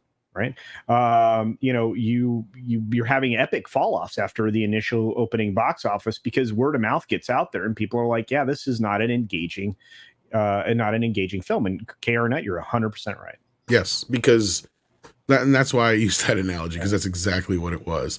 So yeah, Rave Girl, the Pixar vibe right now is definitely, they're shaking in their boots. And if you're a woke folk, I would probably be updating your resume, as Andre said in his editorial this morning. Yeah, Matthew, finding someone who will hire you, though. That's the other thing. You might want to get a haircut and undye your hair and maybe lose some of the nose rings or something. Nothing personal, but it might help. Read some books from the last century on public discourse and etiquette. That might be helpful since you don't know normal human interactions. Most folk don't. Actually, whatever you would do on a normal daily basis, do the absolute opposite. Yeah, that's No, I'm just kidding, though. Matthew W. says, Iger, well, I'm not totally kidding. I'm not kidding about the last part. I'm not trying to tell anybody how to live their lives. Matthew W. says, Iger was using Disney to launch a presidential run. You can blame him for all the crazies who didn't want to run the company as a business. This is exactly it, Matthew W. This is what I was trying to say earlier is, and I don't know if I remember, maybe it wasn't earlier, if not, I was trying to say it last night, is that yes, Iger was playing ball with all these wokes because he was trying to make friends with everybody. He was playing a politician and kissing babies and doing all that. I'm using it metaphorically, but it's true. He literally was trying to build himself up with this image to run for president. And in the process of doing so, he destroyed the thing he built, because he arguably had Disney at a point where nobody has, and arguably even better than Eisner did after Disney. He pretty much took it back to the heights that Walt Disney had it in his heyday, and then some beyond that, by bringing in two of the biggest properties that existed at the time, plus retaining Pixar and regaining the foothold on animation in film. And they were at the top of the charts on everything right after one of their biggest dives in history. Because you can go back and compare it to other things, but where Disney was in that area with the John Carter of Mars and Mars Needs Moms era, that was one of the lowest points they had been at since the late 70s, early 80s. And at that point, that was the closest they ever came to selling some shit off. So Iger was able to bring them back from the brink of death. And then he literally just watched these people destroy what he built. And I just can't understand how somebody can do that outside of they had these aspirations to be president. And I just don't see that happening now. That is exactly what happened. That is how these egotistical people work. They don't care about the delivery of the creator. They care about accolades and attention. They're not like you and me, Tom. They're not. No, I know. And that's just it. He wanted to be, Daddy Iger and President Iger. Yeah. Yep. And now he will be neither. So, yeah. Then Ironcaster says, what could the unanimous decision say about how the remaining board felt towards Bob Iger's reign? Well, unanimous is unanimous, isn't it? It is. And also, here's the thing. Iger was probably urged by the board to go before he was good and ready for it. This is something that we heard rumors about at the time, that the board had, in not so many words, fired him. And you can kind of see it in the way that he inserted himself in the process when the Chapek was announced. That this was someone who wasn't ready to let go. And the way that people still have been deferring to him, as we've seen in the trades, that suggests to me that he's someone that still has like a hope of coming back. Yeah. And Silver Nova sends in $5 Australian and says, as said in a previous video, the directors voted for Chapek to be renewed. I wonder if the stockholders would have something to do with it too. Well, there you go, Mikey. That's a good question for you. What do you think? This one is yours, Mikey. The directors voted for Chapek. I wonder if the stockholders would have had something to do with it too. Well, when you say stockholders, you have to divide that between two groups. There's institutional stockholders, and then there's the public stockholders, people like Lorena Creel, people like me. But when we talk about the stockholders, that is why I should not have used the word I was surprised by. That's not what I meant earlier. What I meant by is I found it deeply profound and impressive that Susan Arnold made the announcement on behalf of the company the way she did, because that is a clear indication that the money people are not happy with the stock underperforming, because there's two ways that the stock can perform. Number one, it can declare dividends. Number two, the stock price can go up. This is a company that has delivered on neither in the last 18 to 24 months. Now, they had a very good quarterly report. Actually, they had two decent ones and one pretty good one, but that has not turned into dividends on shares, and the prices in the tank. And some of that, Mike, we can speak to, because there is an activist board, an activist investor, I should say, that's involved in the company that suggested to Iger that they stop supplying dividends. That goes back to, the beginning of the global crisis event that we've been suffering from ever since. And you're right. I mean, the both of those things Disney used to deal out in spades, and they don't any longer. And that's bad. Yeah, so the shareholders, what do you think is the shareholder support divided between institutional and more casual? When I was paying attention, wasn't it somewhere close to 18 to 20%? Seems to be. Here's the thing, because I don't think that most of the casual shareholders, the non-institutional ones, pay sufficient attention to have an opinion about it. And if they do, it might not be an informed opinion. Yeah, but that was my first thought. Yeah, I think you're right. But again, you have to consider Disney is slow to change anybody at the top, because this guy's number 7 in the seat ever in the history of the company. So just consider that. There's only been 6 other folks in that seat. Iger was the last one there. And sometimes they don't last long if they're not doing a good job. You don't have to look any farther than Miller to know that. Like the average lifespan of a CEO as a CEO is like what, 2.5 years or something. It's usually not terribly long, and when you start to get to that 10th year, a lot of the things that you put that guy or that person, I should say, in place for, they're no longer aligned with what you're doing now. So, keeping them around for that length of time, while, wonderful as far as institutional memory goes, often doesn't pan out. Usually end up with it crumbling, like Tom was talking about earlier, when Eisner kind of let things fall by the wayside. Of course, he lost his creative partner, but that's another story. Yeah, but that's like the same thing. Eisner and Iger are just the same in that exactly they stayed too long. They were both good at the time. They did really good for half of their reign, which they built, and then they tore down for the second part, because then their values were no longer aligned with where the company was at the time. Yeah. And this, in a sense, is good with contracts which are, say 3 years, because in these 3 years right now, I do believe that Chapek is the guy, because right now you need to clean up the company. But if Chapek is successful, he is no longer the guy to take the company to the next stage after that. That's correct. He's the guy that can root out the crazies and set the stage for a return to glory. But he can't be the one in charge of that return to glory. That's impossible with his management style. Right. Now they'll put it on the problem. I think as Tom said last night, I think it was Tom or you, Andre, said he used the term turnaround CEO. That's essentially what we've got here. We need a turnaround CEO. And let's not forget that just as the fandom is divided about Disney, the institutional investors, the shareholders, are divided, because you have some investment firms that buy Disney stock because they want, as Culture described it, that dividend yield, that regular cash, quarterly dividend payment, that stability of the stock in terms of its portfolio.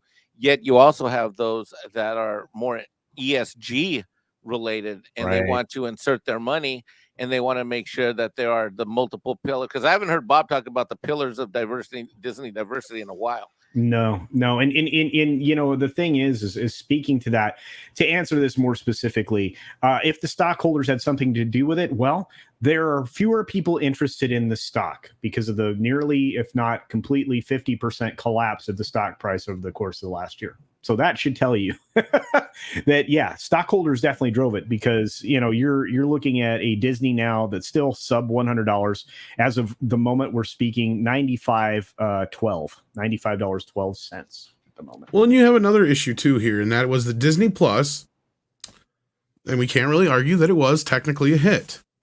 But what it isn't now is retaining customers. And as we've said before, a lot of the entertainment that's coming out of here, and I know people are making a big deal about that Baymax clip that came out too. I don't know if you guys saw that. Yeah. The new Baymax series. Yep. That's the kind of shit that they've been making the last few years. That's the kind of shit that they said they were doing in that Reimagine Tomorrow video. And that got leaked somewhere higher up. Oh yeah. Look, you're going to start seeing a lot of these things that are. I'm even more convinced now that it was somebody in Chapek's camp that really. I never doubted that for. I never did either, but I'm almost positive now. Is my point. Yeah. Yeah, look, and the guy you're leaking it to is Chris Rufo, so it's going to get a ton of attention.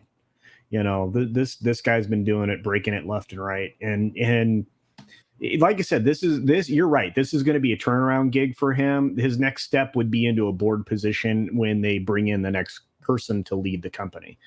I guarantee you that it's not going to be the person that was put in place from Peter Rice's position the company, but that's something we can debate another day, I'm sure. But and before we get to the rest of the super chats, if it's okay, if I could just sort of chime in here, I wanted to make a huge thank you and recognize and if I miss you, I apologize, but Mr. Tickle Trunk, I so much appreciate you gifted 20 memberships twice. That's a huge cash outlay. Thank you, Gonzalo, for your memberships that you did. Big Daddy MRI came in large with 20 memberships. Darren Hughes came in with some memberships. There may have been one or two more that came in, and if I missed you, I apologize. But I just want to make sure. Thank you guys. I really want to thank you. First of all, that is a ton of cash for super chats. Appreciate that you guys do it, and of course, the way it works, you guys do. So I'm just going to shout you out, say thank you.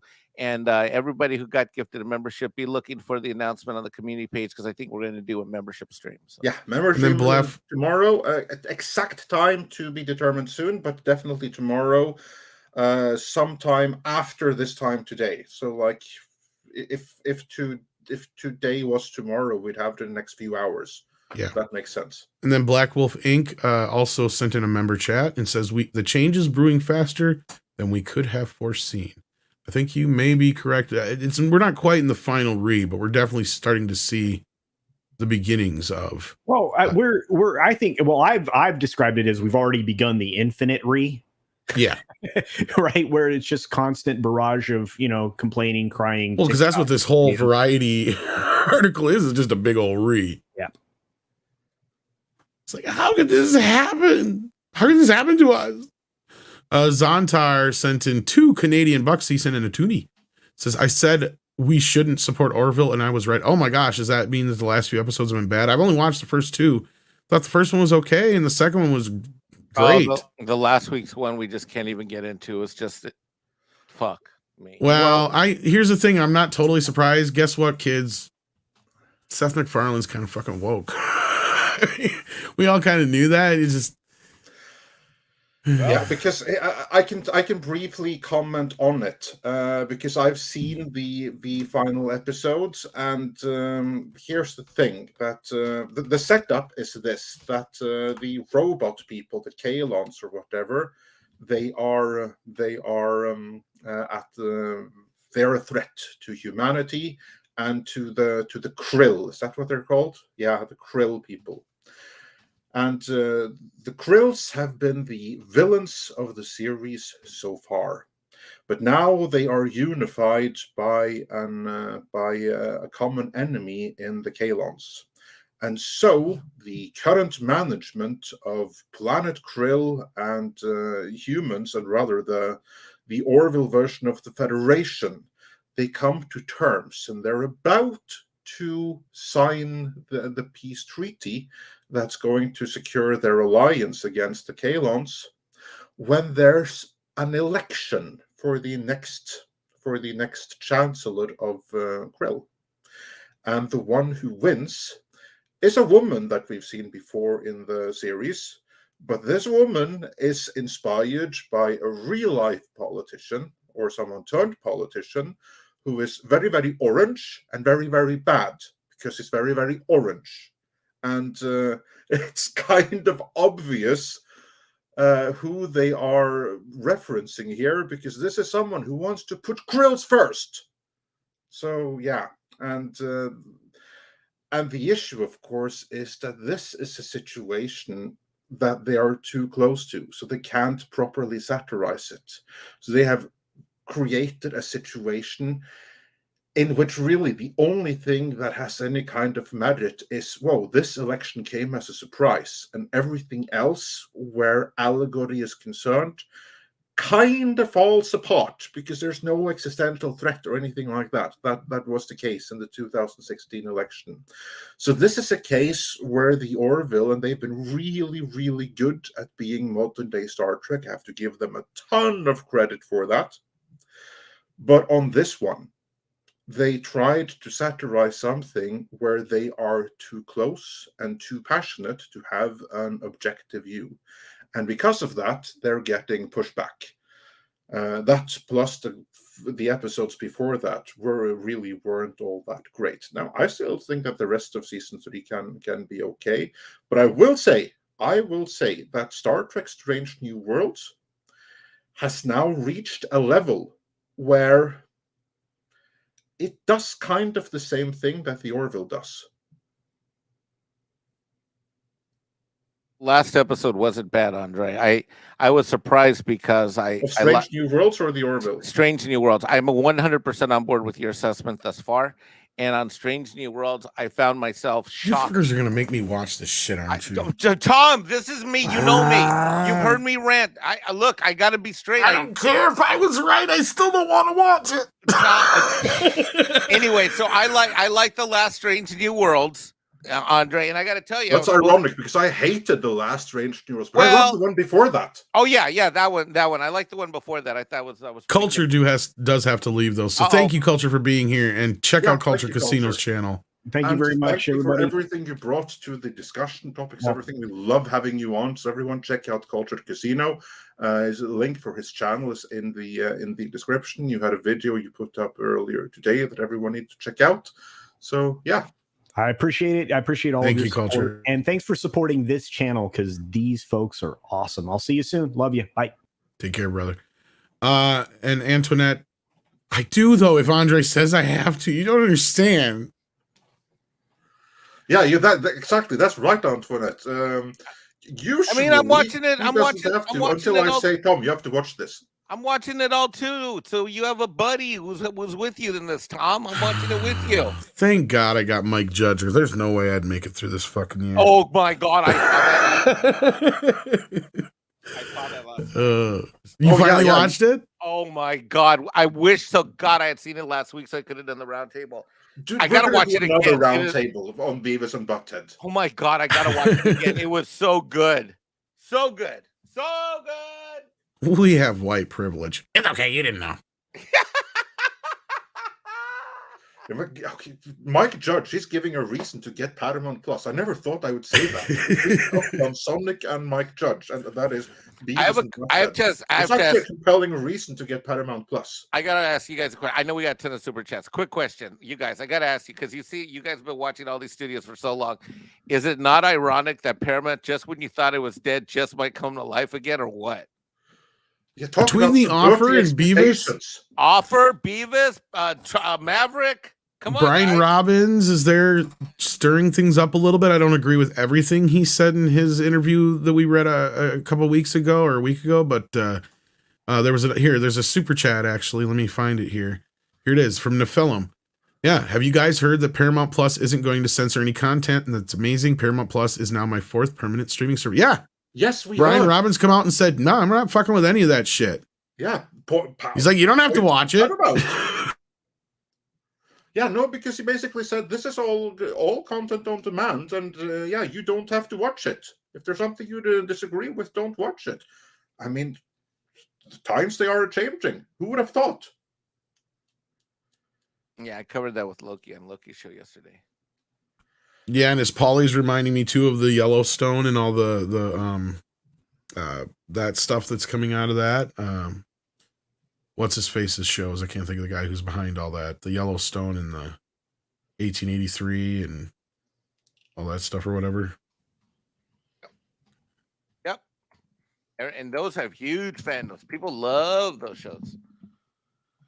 And back to super chats. Yes, indeed. But yes, I'm happy to say that. Yeah, and not only that, ironically, speaking of 4K for you, the first 4K movie that's coming out of this huge Kino Lorber Paramount deal is almost like a big fuck you. It's Tropic Thunder. And that was one of the movies that was referenced in this. Are you going to censor any content? Because they technically have that. Yeah. For those that may be unclear about it, Tropic Thunder has Robert Downey Jr. in blackface throughout the whole movie. Tyler Sheridan, that's what I was trying to think of. Thank you, Paulie. And Yellowstone is not on Paramount Plus, but Paramount is actually behind the show. Unfortunately, they did make a deal prior to that got the show stuck on, what was it, Peacock? Still, I say the worst named streaming service in the bunch. Yeah. But sorry you haven't been enjoying Orville Zontar. I haven't caught up on the last episode yet, but yeah. But I'm not saying that it's bad or something like that. Yeah. It's not up where it was. I felt that they got a little bit too close to home, but still there's compelling things in it. I mean, even in that last episode that many people have issues with, overall, if you disregard the ham-fisted messaging, it was a strong episode from a character point of view. I mean, we got like more character development for the leads there than for many an episode. So yeah, still looking forward to the next episode. Absolutely. And thank you also, Nephilim, for that super chat. And then Glade Ribbon says the WOTC employees versus Hasbro thing is suspect. New Twitter account, no names, not through official channels, written like bad PR piece. That could be. It could also just be somebody reading like a mofo inside the company as well. But I guess we'll have to wait and see. I did get a little bit more info on that since I first saw it, but I just said in I think it was Quarter Black Garrett who I first saw the news on. I just said, let him fight. Fuck it. Let him fight. This is something I don't know enough about to have it in your opinion. But basically what's going on is the Wizards of the Coast is the company that owns Dungeons and Dragons, right? Well, Wizards of the Coast is owned by Hasbro. And Wizards of the Coast people inside that company are supposedly upset that Hasbro has not commented on RV Wade. So that could be what's going on, or if not, I think Glade, what he's saying is that it's just a bunch of horsepucky people are trying to drum up for some bad PR. But because to me it's the same exact thing that happened to Disney with the whole parental rights bill, right? You had this faction in the company that was trying to force the company into taking a political stance.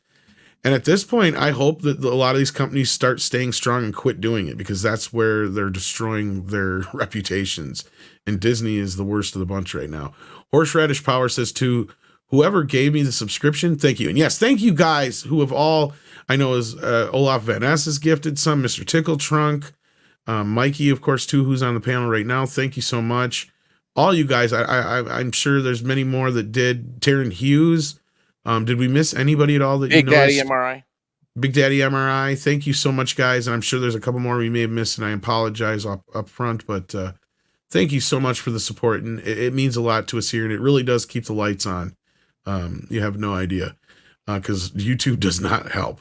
But thank you, Horseradish Power, as well. Yeah, we thank you for your support, and we really do need it, because as you can tell from our reviews on regular videos now, compared to a year ago, that's YouTube being up to shenanigans. I mean, exact same number of, or percentage number of people see them, but they're not promoted anymore. So this is YouTube doing something to independent content creators that they don't necessarily like. But the way to counter that is by support from you guys. From you guys watching our videos, sharing them. That is something that counters any kind of suppression attempt. And also the Super Chats, memberships, all of these things really help us to be able to do what we do. And we do it for you guys, and we love doing it. So thank you for being here, a part of this fellowship, and along for the ride. Absolutely. And I hate that because a lot of people ask me, what's your advice starting out on YouTube or anything like that? And my response is always don't. Yeah.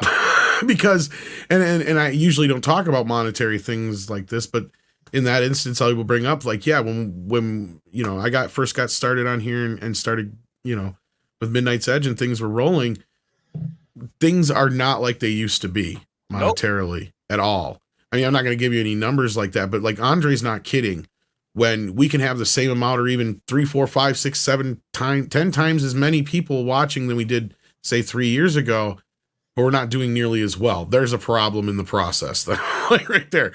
So again, I'm not, like I said, I'm not going to throw numbers and shit out there, but the point is that, yeah, this is not. And we have what it used to be to see that it's exactly not something that we do different.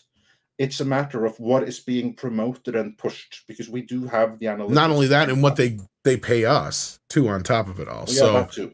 That's the thing, and that's where we're saying, like, when we say you guys help us keep the lights on, we're not kidding. That was my whole point. Mexican Iron Man's furry ass is in the house. Wait, what? His ass is furry. No, it's not. Are you actually, kidding? I don't think it is. I don't think he grows much hair in his ass. No, I'm like full Native American blooded. I have hardly any hair anywhere on my body. What? Yeah. Who is that? What? That's exactly. I also have to say that without me having checked personally, I do believe that this is a vicious lie, because yeah, like that's the thing with everyone of Mexican, South American origin. Mike, you've made this. Well, it comes from the native side of it, but yeah, exactly. The natives. But Mike and I have actually had this conversation. Don't have beards, even. And I'm gonna give him a challenge. I want you to grow a beard in 2 weeks. I can't. I tried. No, too bad. You're gonna do it. How? We're gonna prove a point. And then Mexican Iron Man's furry ass sends in €2 to say, if I wear a sombrero, would that make it an ass hat? Yes, it would. Yeah. Thank you for that, Mexican Iron Man's. Well, Mike, if it makes you feel better, it was culture ass that was furry earlier. So yeah, he changed it because the culture's no longer here. I think that, or he just. We're all getting a ton here on the. So you need to call it his bare ass. Mr. Tickle Truck says, if you were gifted a membership today, I urge you to hang with us at the member stream tomorrow. It's a cool hang. Come and chat, maybe on camera. We do. Come and join us and talk with us. That's actually what the member streams are all about. You guys get to come in and kind of get a behind the scenes look. And that's sometimes where I get asked that question that I just referred to, probably most of all. And that's what you guys get to do. Ask us just about anything you guys want. We'll answer anything. And it's members only. So you hop in and you get to talk to us. You get to ask us a question or two. And we just chit chat and talk if we have enough time. But yeah, with as many members as we got today, I have a feeling it's going to be a lot of fun tomorrow. So we might want to block out a little extra time tomorrow. Yeah. Yes, exactly. Bare ass, exactly. But yes, thank you, Mr. Tickle Trunk, and all you who have been gifting memberships. That's so generous of you and appreciated. Planner Aspect sends in $5 and says, have you seen the 27-second leak from Baymax? Yes, we just talked about that a little bit. I did. Culture did. I don't know if Mikey or Andre did, but I'm going to ask them in a second. The Big Hero 6 sequel. It's horrific. It's aimed at children. Will Chapek maybe prevent more like it? I think so in the future. But again, like we express and have to remind people that all the stuff we're seeing now is the stuff they've been working on for the last 2-3 years. But Mike, Andre, have you seen this clip yet or no? Nope. I've seen it. It's basically Baymax preparing to getting his period. What? Yes. Ugh. Yeah, it's kind of cringe as fuck. So he has to go and get tampons. Well, and that's and okay, and then you get the scene, and then there's actually a trans person in there or something like that also, and it's like, it's really kind of weird. Yeah, it's kind of turned into gay Max. You're right, Read by Nature, which sucks because Transmax would be more like it. Yeah, I was gonna say, which sucks because I actually liked the Big Hero 6 movie. I was kind of bummed we never got a sequel. Let's not mix the gay community in with this. They're as disgusted by this as everyone else. Yeah, they are. That's true. But yeah, I saw it too, and I just thought it was cringe as fuck. I hope it doesn't make it out there because it was a leak. And of course, and leaks like that from Disney, they are strategic leaks. They are there specifically to show you the madness of it all. They are there to show you we need to do something about this. Look at this insanity. That's why that clip was leaked. That's why all of the other clips were leaked about like the clips that were from like that not Investor Day, but like this town hall meeting where they spoke about their not-so-secret agenda. That wasn't for public consumption. Those were leaks from an internal meeting that was closed to the public. And still it leaked. And the clips that leaked were leaked strategically, specifically to show you and me and everyone else, this is what is happening with this company. That's what this is. Will Chapek be able to stop it? Not right off the bat. He's not going to be able to say, this ends now. He unfortunately is not going to have that kind of power, even with the CEO. But I think it's going to be much less of it. I think I'm going to jump to the super chat here because I'm going to say this right off of what you just said, Andre. Patience is a virtue. Archangel G says, "Is it really 4D chess when you are good at business and your opponents are not?" Well, that's just it. His opponents aren't exactly not good at business, but they also have ulterior motives. And there's money involved with it. That's the other side of it. That's why this has been allowed to fester as long as it has, is because there are other people who are bankrolling this stuff. But what we have here is a situation, and yes, it really is kind of 4D chess when you have to navigate even the woke folk, right? Because not all of them are not business savvy. I know that was kind of a weird way of putting it, but it's true. And maybe Dana Waldron might be even a good example of that. We don't know that for sure, but let's speculate that she did bring to Chapek's attention or the board's attention that Peter Rice was, the one responsible for a lot of the bullshit, and also let Chapek know that he had designs on his position, right? And she could have had just as many designs on his position, but one thing she is that Rice wasn't is smart. So if we're right about this, even if she could be playing the woke game with everybody else, she saw an in here and she saw an opportunity. She saw an opportunity to place herself to be the CEO of Disney 10, 15 years from now, or maybe even less. Maybe even 3-4 years from now. Maybe 3-4 years from now. That's what she's seeing. And that is going to supersede any woke agenda. I don't know if she's a true believer or if she only did that to inundate herself with that's not the right word. To endear herself. Herself with, because I don't know if you can really inundate yourself, but yeah. Yeah, no, I heard right away. No, that wasn't right. I knew what you meant, though, but yeah. Yeah, endear is what I meant with Peter Rice. And the moment that she saw, oh, okay, the tides are turning here, so I'm going to make sure to be on the winning side, then that woke agenda is going to step right into the backseat. Well, and honestly, it would not surprise me if it is kind of it was almost like a backdoor handshake between them and the board that, yeah, this is how it's going to work out. We're going to get rid of Peter Rice. We're going to switch things around. And when Chapek is done cleaning up the mess that Iger left, Dana Waldron will slip right in as the new CEO and be the first woman CEO of Disney. That could happen. And also, I saw Grand Wazoo 42 said Dana was so proud that she declined good scripts for ABC because they were not woke enough. True, and that's when she was under Peter Rice. Saying stuff Iger like and that, stuff that like that, is yeah. what allowed her to rise to the number 2 position under Rice. It's a different world now. And saying stuff like that might no longer endear her with her new boss. So now she might have to do different things. Now she may no longer be in a position where she can decline something just because they're woke. Because here's the thing. I was going to say, it's not like woke people haven't proved they're not double-headed snakes half the time. But anyway, sorry, Andre. Yeah, exactly. Because like all the things that she said, I rejected it because it wasn't woke enough. If she hadn't done that, Rice would have gone in and done it for her and replaced her with someone who would do his bidding. Because that was Rice's bidding. It may have been her bidding. Well, and that's just it. She also could have seen the writing on the wall, too, and that's why she chose to go this direction and not with Rice. Exactly.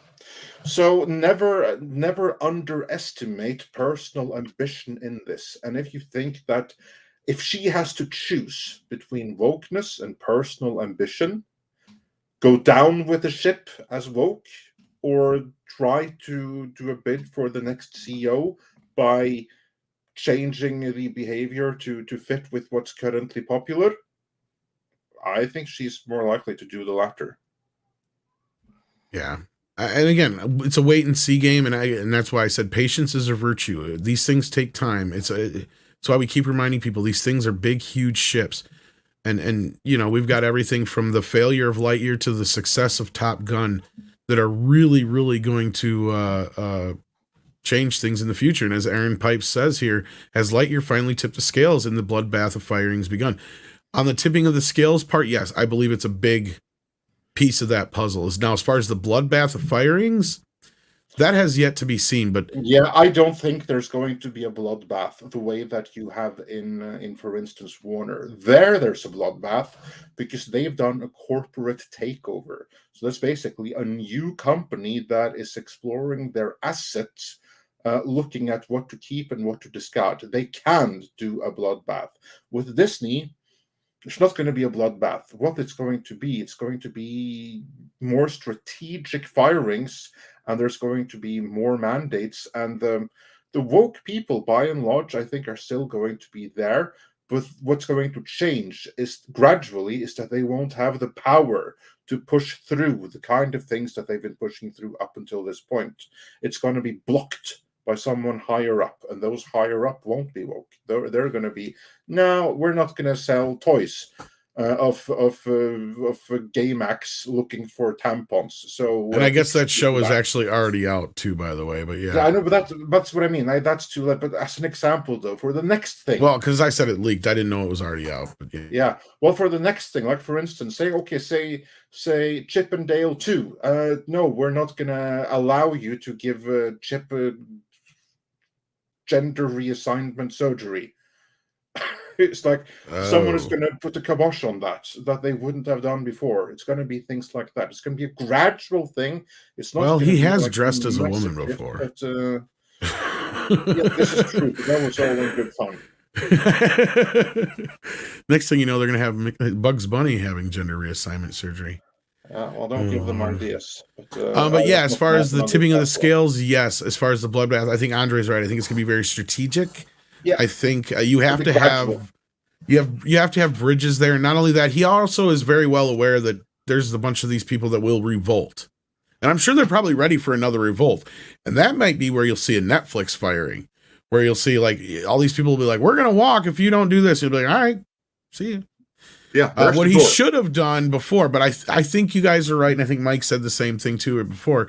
Mike said he would have done the exact same thing. I don't necessarily say I would have done that, but now in retrospect, if it's true, if as like Archangel had brought up and on stuff before, and it's becoming very obvious that Chapek is playing some form of 4D chess here, then yeah, this is something that he will definitely try to. We might see something where he may even bait them. He may bait these folks into outing themselves. And I don't mean that in any kind of already done it. I think they humorous way, but I'm serious. I'm being serious here. And you're right. You could be right in that. And in that, I think we'll start to see going forward how they handle publicly these films being presented. Because Willow, we know, is another thing coming up that clearly has a bit of agenda in it and stuff like that. And we'll see how they handle that. And we know the Baymax series that's out now is not going to be very well received, but yeah. No, it's dead already. Yeah, so as far as the bloodbath goes, killed it with that clip. I think a lot of people that are going to be fired are just ones that are going to walk on their own accord. Yeah. There may be a few more strategic corporate level firings, let's say, or however you want to put it. But I don't think it's going to be near, like Andre's right. It's not going to nearly be at the level that Warner's is. Because like Zaslav's just coming in there swinging a fucking sword like Conan, and he don't give a shit what he hits. Like, it's like, you fuckers been fucking up for too long. But yes, thank you for that, Aaron. And then Mike H just says, hail Midnight's Edge. Well, hail Mike H. We appreciate you being here and the support. Stephanie Janisek says, Lightyear Solo, same reaction, garbage. Are you comparing Lightyear to Solo, or are you talking about Scotty's bad take on comparing Lightyear to Solo? Well, I think she may be referring to like the gay bot and stuff like that. Oh, that could be. Oh, okay. Yeah. So yeah, there's some similarities, just not the ones that. And hopefully you're feeling better, Stephanie. I know you weren't feeling too well, so hopefully you're feeling better. RevCore says, but Chapek is too much a penny pincher. The rides are routinely broke down now, even classic rides. I get no rides and less live stuff. Well, here's the thing.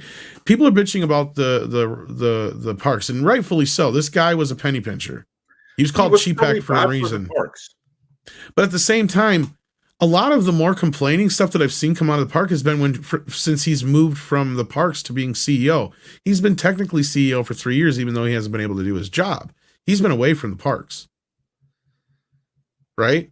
Like, so I don't know if we can really blame a lot of what's going on in the parks at this moment in time on him. Yeah, not at this moment in time. That's what I'm saying. We're far enough away from when he was in control, is my point. But I think that we can all agree that he maybe wasn't the best person for the parks, and his practices maybe weren't the best there. Oh, no. But here's the thing. They are the right practices for Disney at a corporate level right now in this situation. And there's a time and a place for his methods. And after he fixes everything, then he needs to be gone right away, because if he stays one day too long, then his methods are going to ruin it one more time in a different way. But right now, his methods are what is needed. But yeah, the parks probably were in better hands with someone else. And moving on. Yes. And again, like, yeah, his practices in the park are exactly what Disney need right now. Yeah. And that's where Waldron's a bit more of a creative head, then that's probably where she's going to come into play later on. Pinochet's Helicopter Tour says, anyone takes Midnight's Edge to new heights, it's me.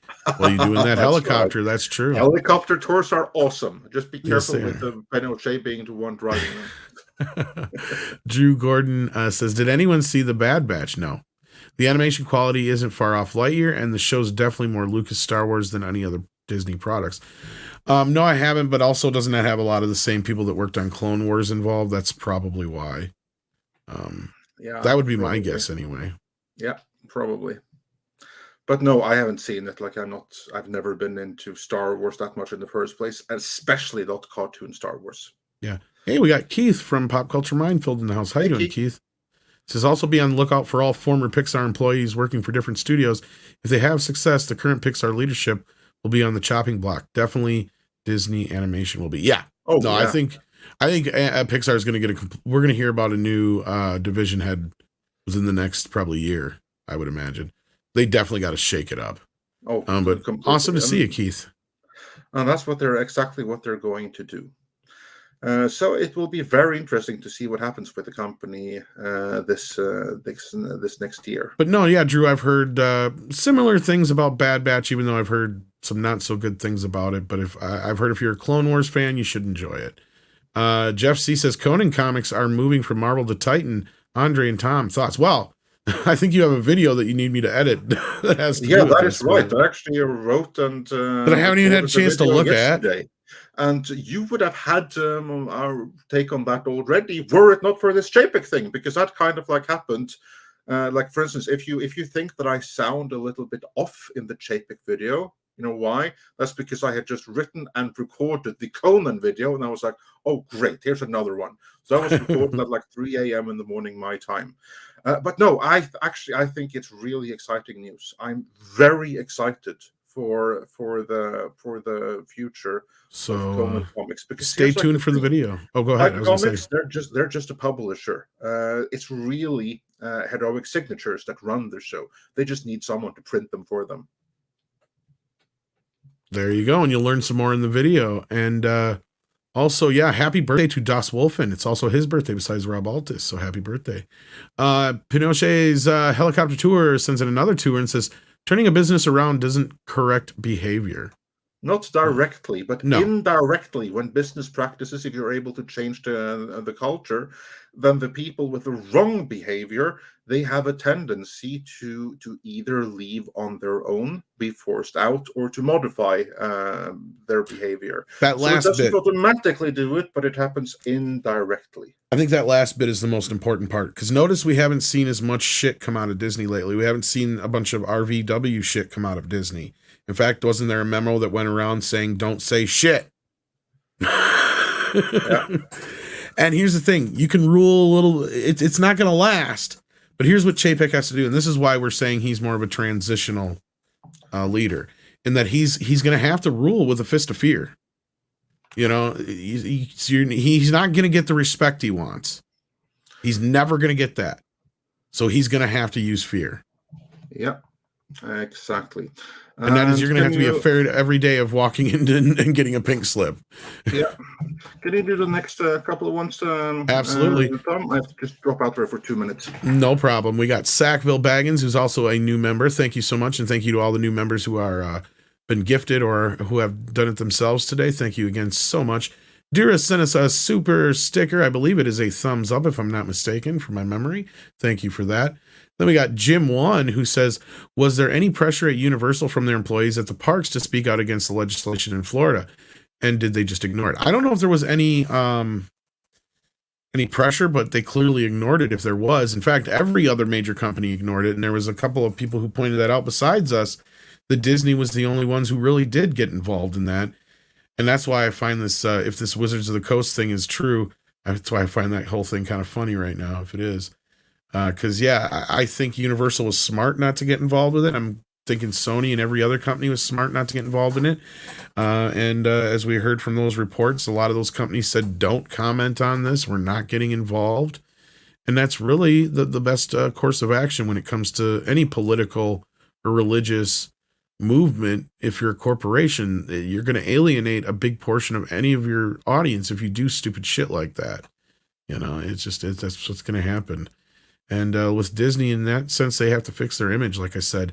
Templar Asimov says, hey, guys, what's your thoughts on Disney's future relationship with Florida? Well, I think I think it's a year before that stuff goes into effect, and I don't know if there's a way, if there's a will and a way to get around that or stop it or renegotiate in some way. Chapek's going to try and find it. Because that was, to me, that's what I was trying to say earlier. That was probably the clincher for this whole thing. And that's where Chapek probably started getting more support from the board directly, was because he was resistant to getting involved in that, and he was forced that into getting involved. And once that happened, that is where this slippery slope began for Disney financially. I mean, they did very well through the pandemic, and for them to take the slide they did here when theaters are just starting to open up and you've got movies like Top Gun making the money they are and so on. Yeah, this really tarnished Disney. Go ahead. Sorry, Andrew. Yeah, and also in terms of Florida, and this I think is important. Yeah, things right now are really bad, but nothing has happened that can't be walked back with the right policy.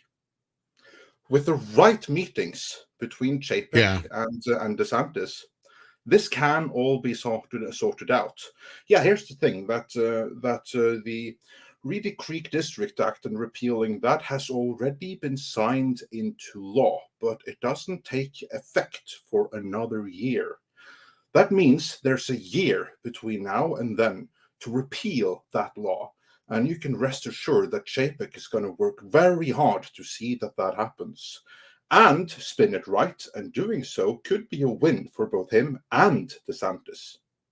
And one way to get things back in order is to get support back, right? And that is to get the audience back on your side and things of that sort. So that might also help to influence this as well. So we'll have to wait and see how many moves Bob makes in the time that he has. Because he has 3 years now as a leader, but he only has roughly about a year before this takes effect. And he has 1 year. He has 1 year to stop to deal with this. So I'm sure this is something that's high on his priority list. Yep. Yeah. Exactly what I was saying. Yep. Casperius says, I'm expecting no effort puppy for free membership I did not get. I did nothing to get. See, those are technically for Midnight's Edge After Dark, Casperius. But since you asked for one, we will give you, we don't have a no effort puppy, but we have a lazy puppy, which is kind of a no effort puppy. So how about that? I'll give you a lazy puppy. How does that sound? There you go. He's so cute, riding around on that Roomba with 0 fucks to give, like a koala in the rain. Yeah. Indeed. Black Wolf Inc. says it's amazing how the election of 45 could legit upset an entire woke crowd. So many woke films failed that it's now officially a bad business practice. Yeah. It is indeed. 45, he's the worst thing that ever happened to Hollywood. And the irony is that he didn't do anything to make it happen. They did it all on their own. The worst thing is they're making more people like him. That's the problem. It's because, to be honest, I've never, ever, ever liked him. Never had a personally. I could never even sit there and listen to him talk. Like he's just not somebody I enjoyed listening to. But at the same time, in the last 6-7 years, these crazy fucks have made me go, God damn, lay off the guy. Like, what the fuck, man? Like this, TDS is real as shit. That's all I'm going to say. And all I can say is, my God, if you have hatred that bad in your heart for an individual you don't even really know, then Jesus, get a hobby. That says more about you than that individual at that point. Exactly. Horseradish Power says, Tom, I also don't want to watch Strange New Worlds. Don't care about it. It is perfectly fine not to be interested in a series or film. Oh, yeah. And this is something that we always like to say, is it doesn't matter if you like or dislike something that we like or don't like it. We're not going to try and change anybody's mind. Yeah. Exactly. And if you want to listen to our Power, you don't have to watch it, and neither does anyone else except Tom. Except Tom. I tell him. I was waiting for that. Except Tom. Yes. ActionCom says there are 2 political traumas that Hollywood's never gotten over: George W. Bush's winning of Florida and Trump. This is true. A lot of this really kind of starts back there, doesn't it, ActionCom? That Orville episode felt like it was trying to combine the two. I have to see this, but now going into it with that preparation, I'll probably see it a lot more. Here's like the thing that I wish that they would have been like clever in their handling, because if you just disregard that part of it, it's not a half bad episode, and it does set up exciting things going forward. What's sad is you see a lot of people doing similar things right now over at RVW, but I'm not going to get involved in that. But anyway, Quang Su says, had to sign in to say this, but I don't understand how any company, that makes products for children could honestly be less for children being. Exactly. I don't want to get into this whole thing, but well, that's another thing, though. That's why none of these companies have gotten involved in that. But anyway, go ahead. Yeah. Sorry. Yeah, the company on paper is supposed to make things for children. But in reality, in practice, because of the new employees that are running, for instance, Pixar, it's actually not a company for children anymore. It's a company by woke folk for woke folk that's trying to influence children of others. That's what it is right now. It's not child-friendly in the way that it once was, and leave it to Chapek to try to fix that. So we'll see. We'll assess how he does over the next 3 years here. Yeah, and as far as the other stuff, if you want at least my opinions on certain things, I will give some political opinions on shows like Comics Division's chat and stuff like that. But outside of that, we really don't get into we try to avoid the politics unless it just infests The only times we talk about politics is when we have to, because they're part of the entertainment that we covered before they became politicized. Then we would be remiss not to. But really, we're not a political channel. We don't try to be. Like, we don't comment on things apart from when they influence entertainment, which is way too often, sadly. Lord Kamina says, Tom, stop wishing for good things on a monkey paw. Well, I don't know. Am I really? Well, yeah, don't jinx it, is what you're saying. Don't jinx I know. It. Well, yeah. Don't say it out loud. Oops. Jinx it. Sorry. Oh, there you go.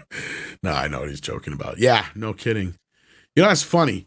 I'm going to keep this story short because I know we got to get rolling here, but I bought Sadie a new toy the other day. It was a pink monkey. You know what she did? The first thing she did? She chewed off the monkey's paw. Oh.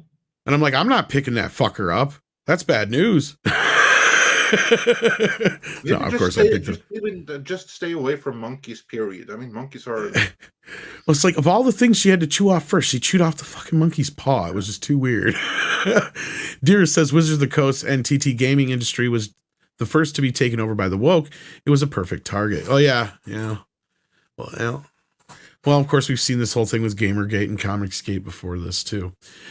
Camobot Killer, says, just watch VR and WDW Pro. Yeah, for Chapek. Yeah, I can't wait to check out their video. Yeah, VR jumped on. That should be amazing.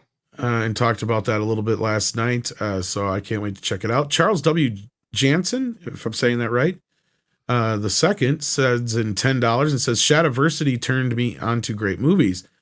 Bahubali, the beginning and the conclusion, Bollywood crazy movies. But the best 326 minutes I've spent recently. Some great gags. Well, I'm glad you're enjoying it. Recommendations. Yeah, and a lot of people are getting into Bollywood right now, especially because of RRR. Yeah. Actually, that's. I just have to say that RRR is Tollywood and not Bollywood, and apparently it's not just 2 Bollywoods, but 10 or something, like many of them, divided by language. Right. I just had to make that distinction because we were raked over the coals for not knowing it when we spoke about RRR. So very sorry for not knowing that, everyone listening of Indian origin, but we do try to try. Learn. Yeah. And me, on the other hand, I don't have enough time to watch the stuff I'm supposed to watch now. So yeah, like Strange New Worlds. Anyway, Mecha J says, "Oh, Tom, haven't you heard? According to Cartoon Network's Twitter, Bugs Bunny has come out in Prime." What? You better be kidding. You better be kidding. Nah, I'm fabulous, Doc. No.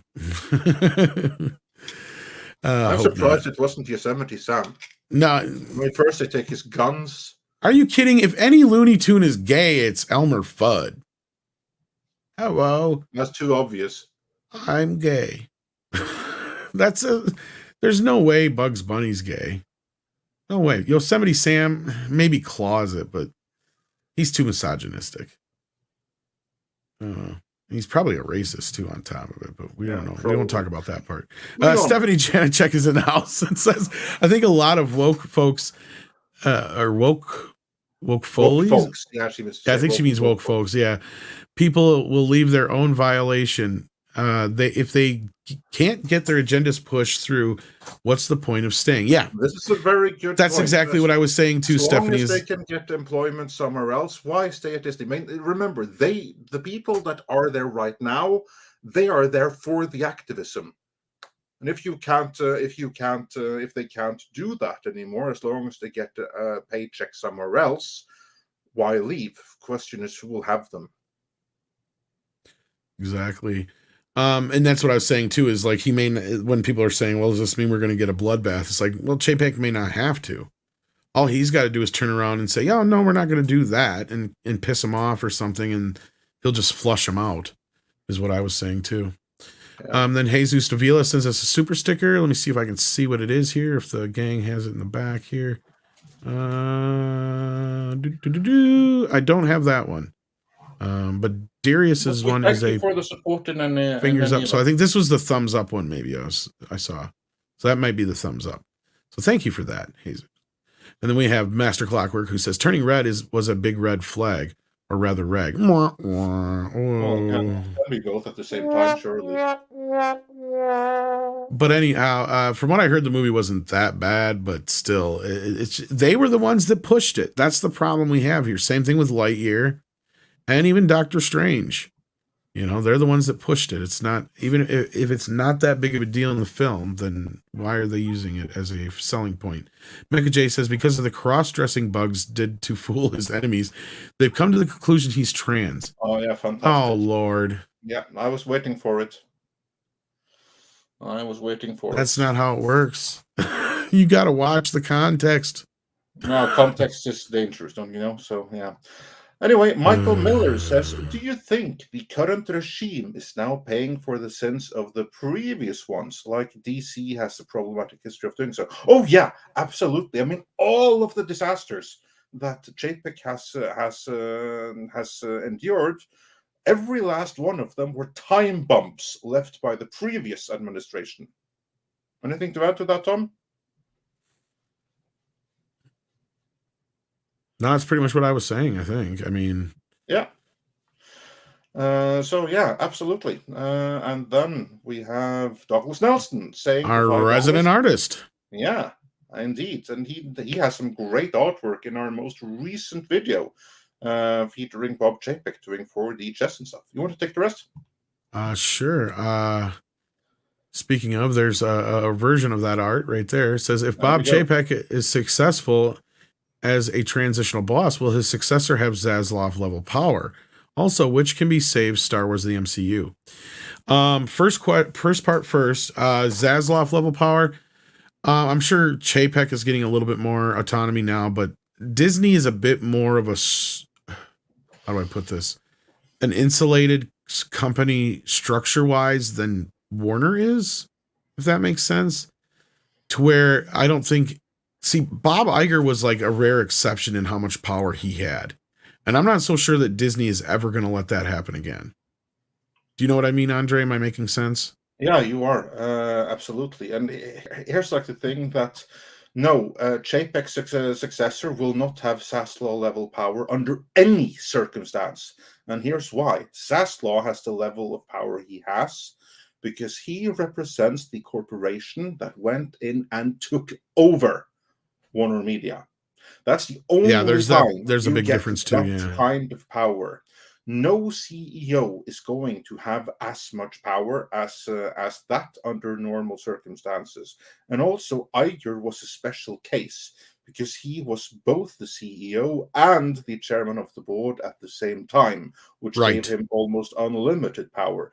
And this is something that probably will not be allowed again. That's what I was saying. Yeah, it didn't really. Yeah, exactly as Tom was saying, because it didn't work out. So no, Zaslav or Chapek's successor will have Chapek's power. No more, no less. Yeah, and the others. That's why I keep saying, and I'm glad to debunk whoever's putting this rumor out or idea out there in the ether, or whatever you call it, that that Chapek got rid of his competition somehow. Yeah, again, to everyone that hear that, feel free to spread the word. This is 100% bullshit. 100% yeah, because he could not just do that. Like, and I made the analogy to the mob, right? It's like trying to take out a member of the mafia. You cannot do that without the go ahead from other bosses, right? You can't just go in and kill another boss without having the go ahead. That's exactly what happened here. Right, he had to get permission from the board, or they told him to do it, one or the other. Yeah. So, and as I said, go ahead. A CEO has, for people in that level, as Peter Rice, CEO can't just fire them. He has to have board approval, and then he has to give a reason for the board why they have to go. And going to the board and say, I need this guy. Can I please fire this guy? Because I'm worried that you might He's going to take my job. Yeah. Me with him. This is not a valid cause for termination. So, no, forget it. It's not true. And those that are trying to convince you of that are trying to deceive you. Or they're being lied to. And yeah, this whole idea that there's nobody else who would take that, because the other part of this rumor is that there was nobody else to take his position, kind of like with the Kathleen Kennedy thing. That is absolutely false. Absolutely false. I can tell you 5 people right now who would take his job. And not only that, I mean, you have 50 people who are legit contenders within Disney. And if they were to publicly advertise the position, they'd get 10,000 applications, all qualified overnight. So again, this is complete bullshit. Well, this is why I called attention to the whole thing with Rice to begin with. I believe he did turn down Warner. At least that was my assessment of what we were told. That was because what we were told. He got put out there. Maybe not, but still, and the reason was, even if he didn't, is because he got that 3-year contract, and you don't get a 3-year contract and get fired right away like that without there being some kind of major move happening within the company like that. That is a major shift. But let's move on to the second. Sorry. The second part of the question: Can Star Wars or MCU be saved? MCU has a better chance before Star Wars at this point. Yeah. I would say that the MCU can be saved and it can be returned to its former glory. Star Wars, it's easier to reboot, yeah. Exactly. Well, you don't have to reboot; you just have to change direction, and that then you too, can be back where you were. Plus, you have a lot more to work with. Exactly. But Star Wars, on the other hand, Star Wars can be saved in that it can continue to be just another entertainment brand, referenced in the same breath as Marvel, as DC, as Star Trek. It can be one of a million other entertainment brands. You can restore it to that. What you can never restore it to is what it once was. This giant in the entertainment landscape. That is done. That ain't coming back. But you can still salvage it so that it has a point. And then Natasha says, everyone smash that like button. Please do. And take that advice. Says for $10. Hey guys, Andre, you should have Spectre Creative on your channel. He's an ex-Mattel employee who has a lot of knowledge about the He-Man toy lines. He has his own channel. Yeah, we are quite familiar with him. We've even spoken with him. And he is someone that we'll get back to as we get into our next round of He-Man videos, which he also has enjoyed. So we've spoken with him before, and I'm sure we'll speak with him again. As far as having it on the channel, though, it has yet to be seen. We'll see. We're not told. See, there's the thing is he's part of the history, so we'll have to see how he feels after we get done with all this stuff. But yeah, because we're not gonna candy coat any of this shit. If you've seen our earlier He-Man videos, we're one of the first ones to actually go out there and say, yeah, it was fucking She-Ra's fault. Aside from people inside Mattel. We're finally the ones out there going, yeah, no, it's She-Ra's fucking fault that He-Man failed. Plain and simple. Kind of. But yeah, so we'll see. We'll see. But there's more to go, like, because we're just getting to the tip of the iceberg of the drama. That's because we haven't even figured it all out ourselves yet. But he is a big piece of the puzzle too, though. That's part of the delay. It's trying to sort out all of the behind the scenes shenanigans there, and we're still working on that. That's part of the reason. It's a work in progress. It's a work in progress, and research there is, my God, is difficult. Well, and it's not so much. We keep running into roadblocks, but we've talked about this before, and that's something you could come in and ask us on a member stream. We could really get more in depth into. Black Wolf Inc. though says all likelihood DeSantis and Chapek already had a closed door meeting a little bit after the whole debacle died down. Notice DeSantis let Disney be. I keep wanting to call him DeSantos for some reason. I even write it that way for some reason. Isn't that like some other character or something? It's called DeSantos? I think so. For some reason, it just keeps. Yeah. It suddenly stuck out in my mind. It's like because I think you did. Maybe it was because you did it a couple times too, and I kept having to tell you, no, it's DeSantis, and then I went and flip-flopped myself. I think it's like a Mexican luchador character or something. Anyway. Maybe. Speaking of Mexican luchadors, look who joined us. Go, Tom, go. As far as the rest of it goes, yeah, I'm sure he's already had a few phone calls or discussions with DeSantis. And as I think Mikey pointed out earlier, and other people have too, they've been really quiet about things. They have not been out there stirring up as much shit as they normally do. Although Pablo Hidalgo has been poking his head out. Yeah, I'm 100% sure that there have been backroom talks between DeSantis and Chapek. And I do believe that the Reedy Creek Act is not going to actually happen. I think that depending on how Chapek, or it's going to get restructured somehow. It's going to be some changes to both Disney and DeSantis' benefit. I think that is what's going to happen over the course of next year here. Because there was actually people who posited that was something that was almost kind of like a... And that's a leverage item too, because if you look at it, if Disney can pull back, I mean, that's something, if I were CEO, if I were Chapek, I would say, listen, you guys here on the board, this whole thing in Florida, we want our district back. We're going to have to pull back on some of this stuff. We can't be getting involved in politics and da-da-da-da-da. And I think if DeSantis sees that Disney makes those anti-woke moves, well, then you're going to see progress go back on that special district, because a special district can be reenacted in 2 to 4 weeks flat.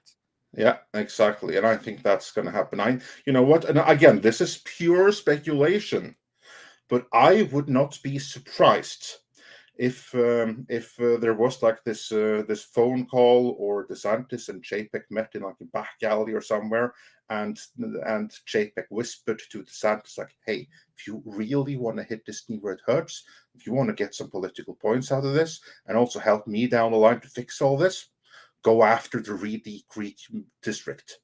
Well, what I was saying is there was some rumors that was going to be restructured before all this, is what I was trying to say. So that could have been that could have been a part of his whole like 4D chess, if you want to put it that way. Yeah. And Jeff C wants to know when the member chat is. I believe it's tomorrow around roughly tomorrow about noon, usually Central Time. We try to kick them off. Probably around 24 hours from now, I would say.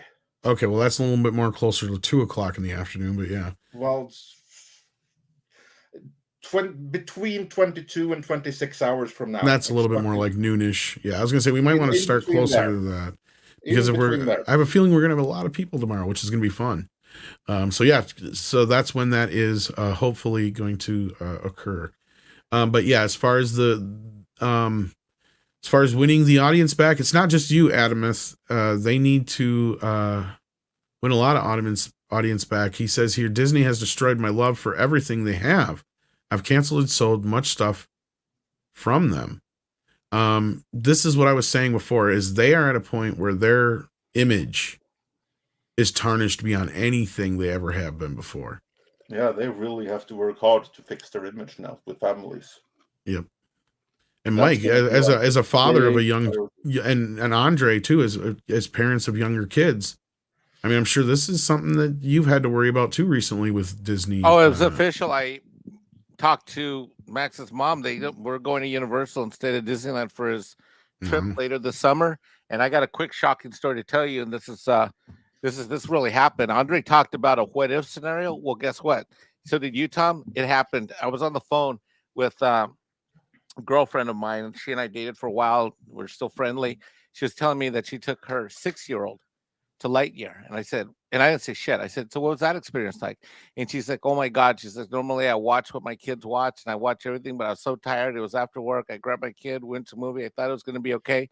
She said, Mike, it was the most uncomfortable 20 minutes that I've ever had with my kid. And my kid turned to me in the theater and said, Mommy, are those both boys or girls? And she said, Mike, I was absolutely shocked that I had to talk about it. I blew it off. I said, one was a boy, one was a girl, and let the movie go on. She says, but it was the most uncomfortable 20 minutes of my life. And that is what you and Andre, you, Tommy, you, Andre, have talked about.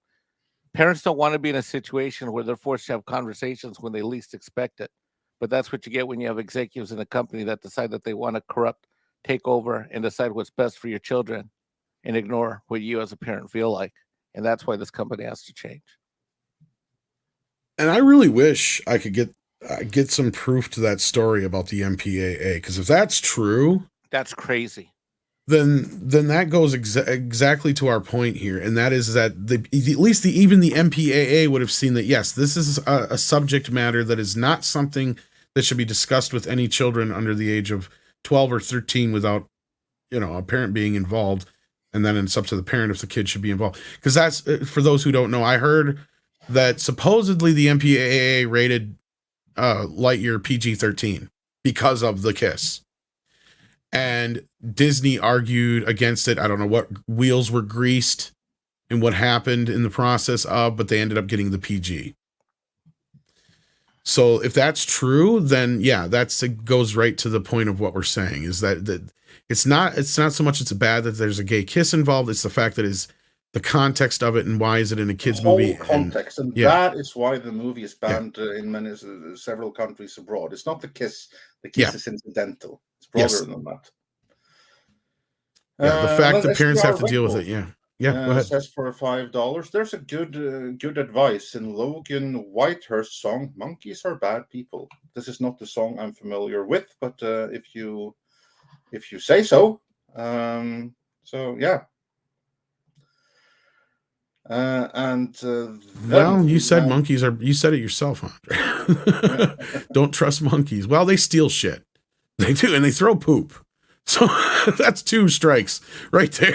As far as animals go, you're going to have a hard time getting trust out of me. But I've always kind of wanted a monkey, but people have told me not to get one.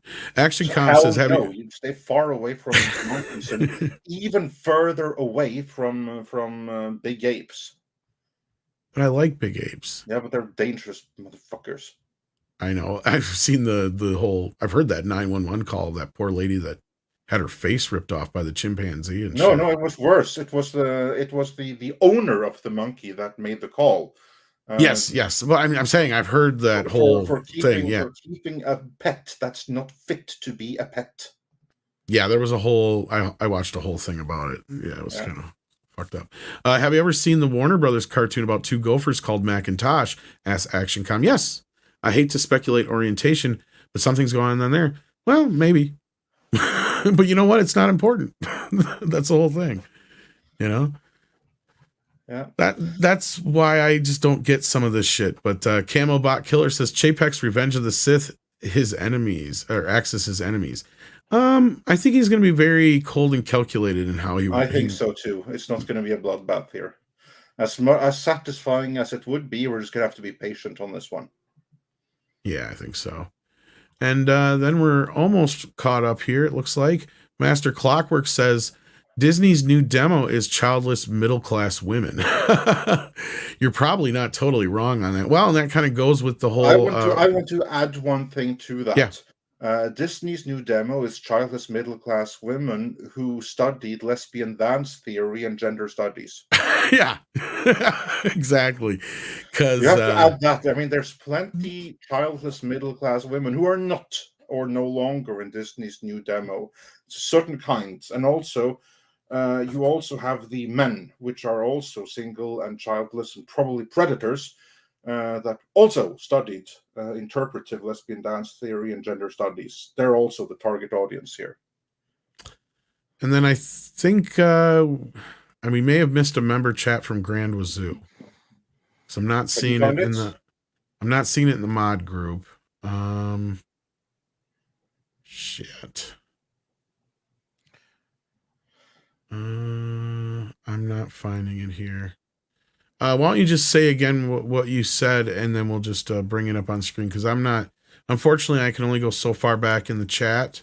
Unless Grand was referring to when is the member stream tomorrow. Oh, if you mean that, yeah, I think we already answered that if that's the case. But if anybody's, I've got soon here, but in the next 22 to 26 hours, in between there somewhere. Guys, breaking news. We have footage here captured by Douglas Nilsson of the this is a live from California. They're going out to lunch, guys.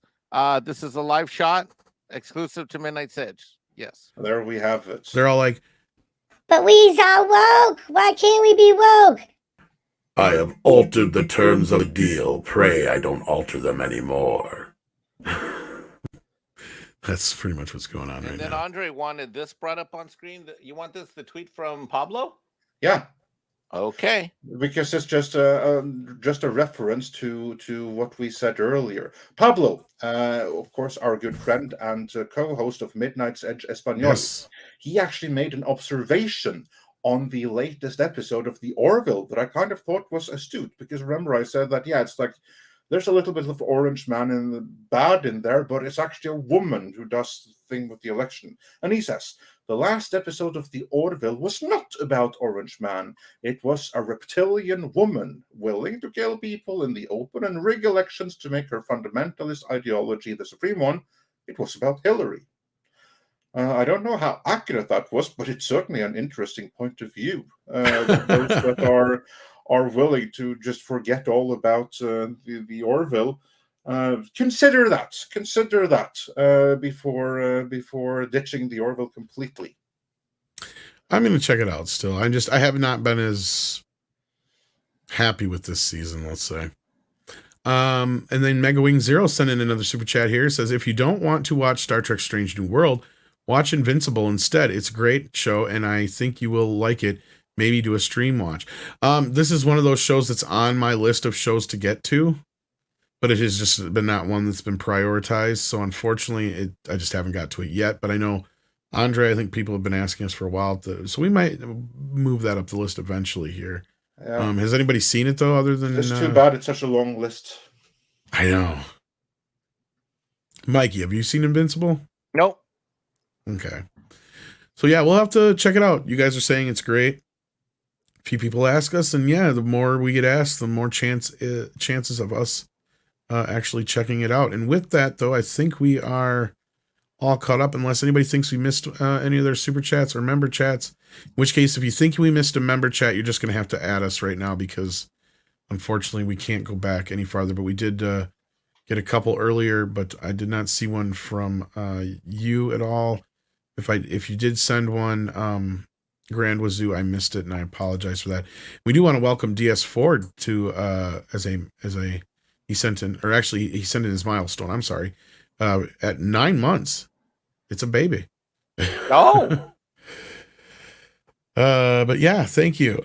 We appreciate that. And yeah, like Mr. Tickle Trunk says, just started with At Midnight's Edge, so we happened to catch it here. But with that, I don't think we missed anything else, so I think we're good. No, then I just want to say thanks to our amazing panel for this great chat today. I mean, really awesome discussion we had. Thanks to everyone who's been watching.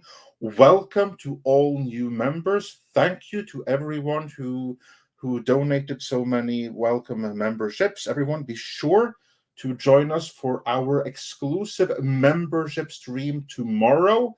Exact time to be determined, but it will definitely be on 24 hours from now. I would imagine we're going to start like 22 hours, something like that, maybe from now.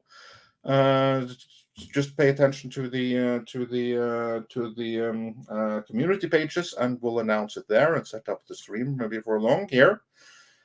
And I don't have anything else to say. Tom. Rob Altus must have missed us. I thought we got his at the beginning of the show, because we did say happy birthday to you, Rob Altus. So yes, you did send a member chat. We did get that one. And that one said, let's see here, where'd it go? I just had it here. And I gotta scroll back up.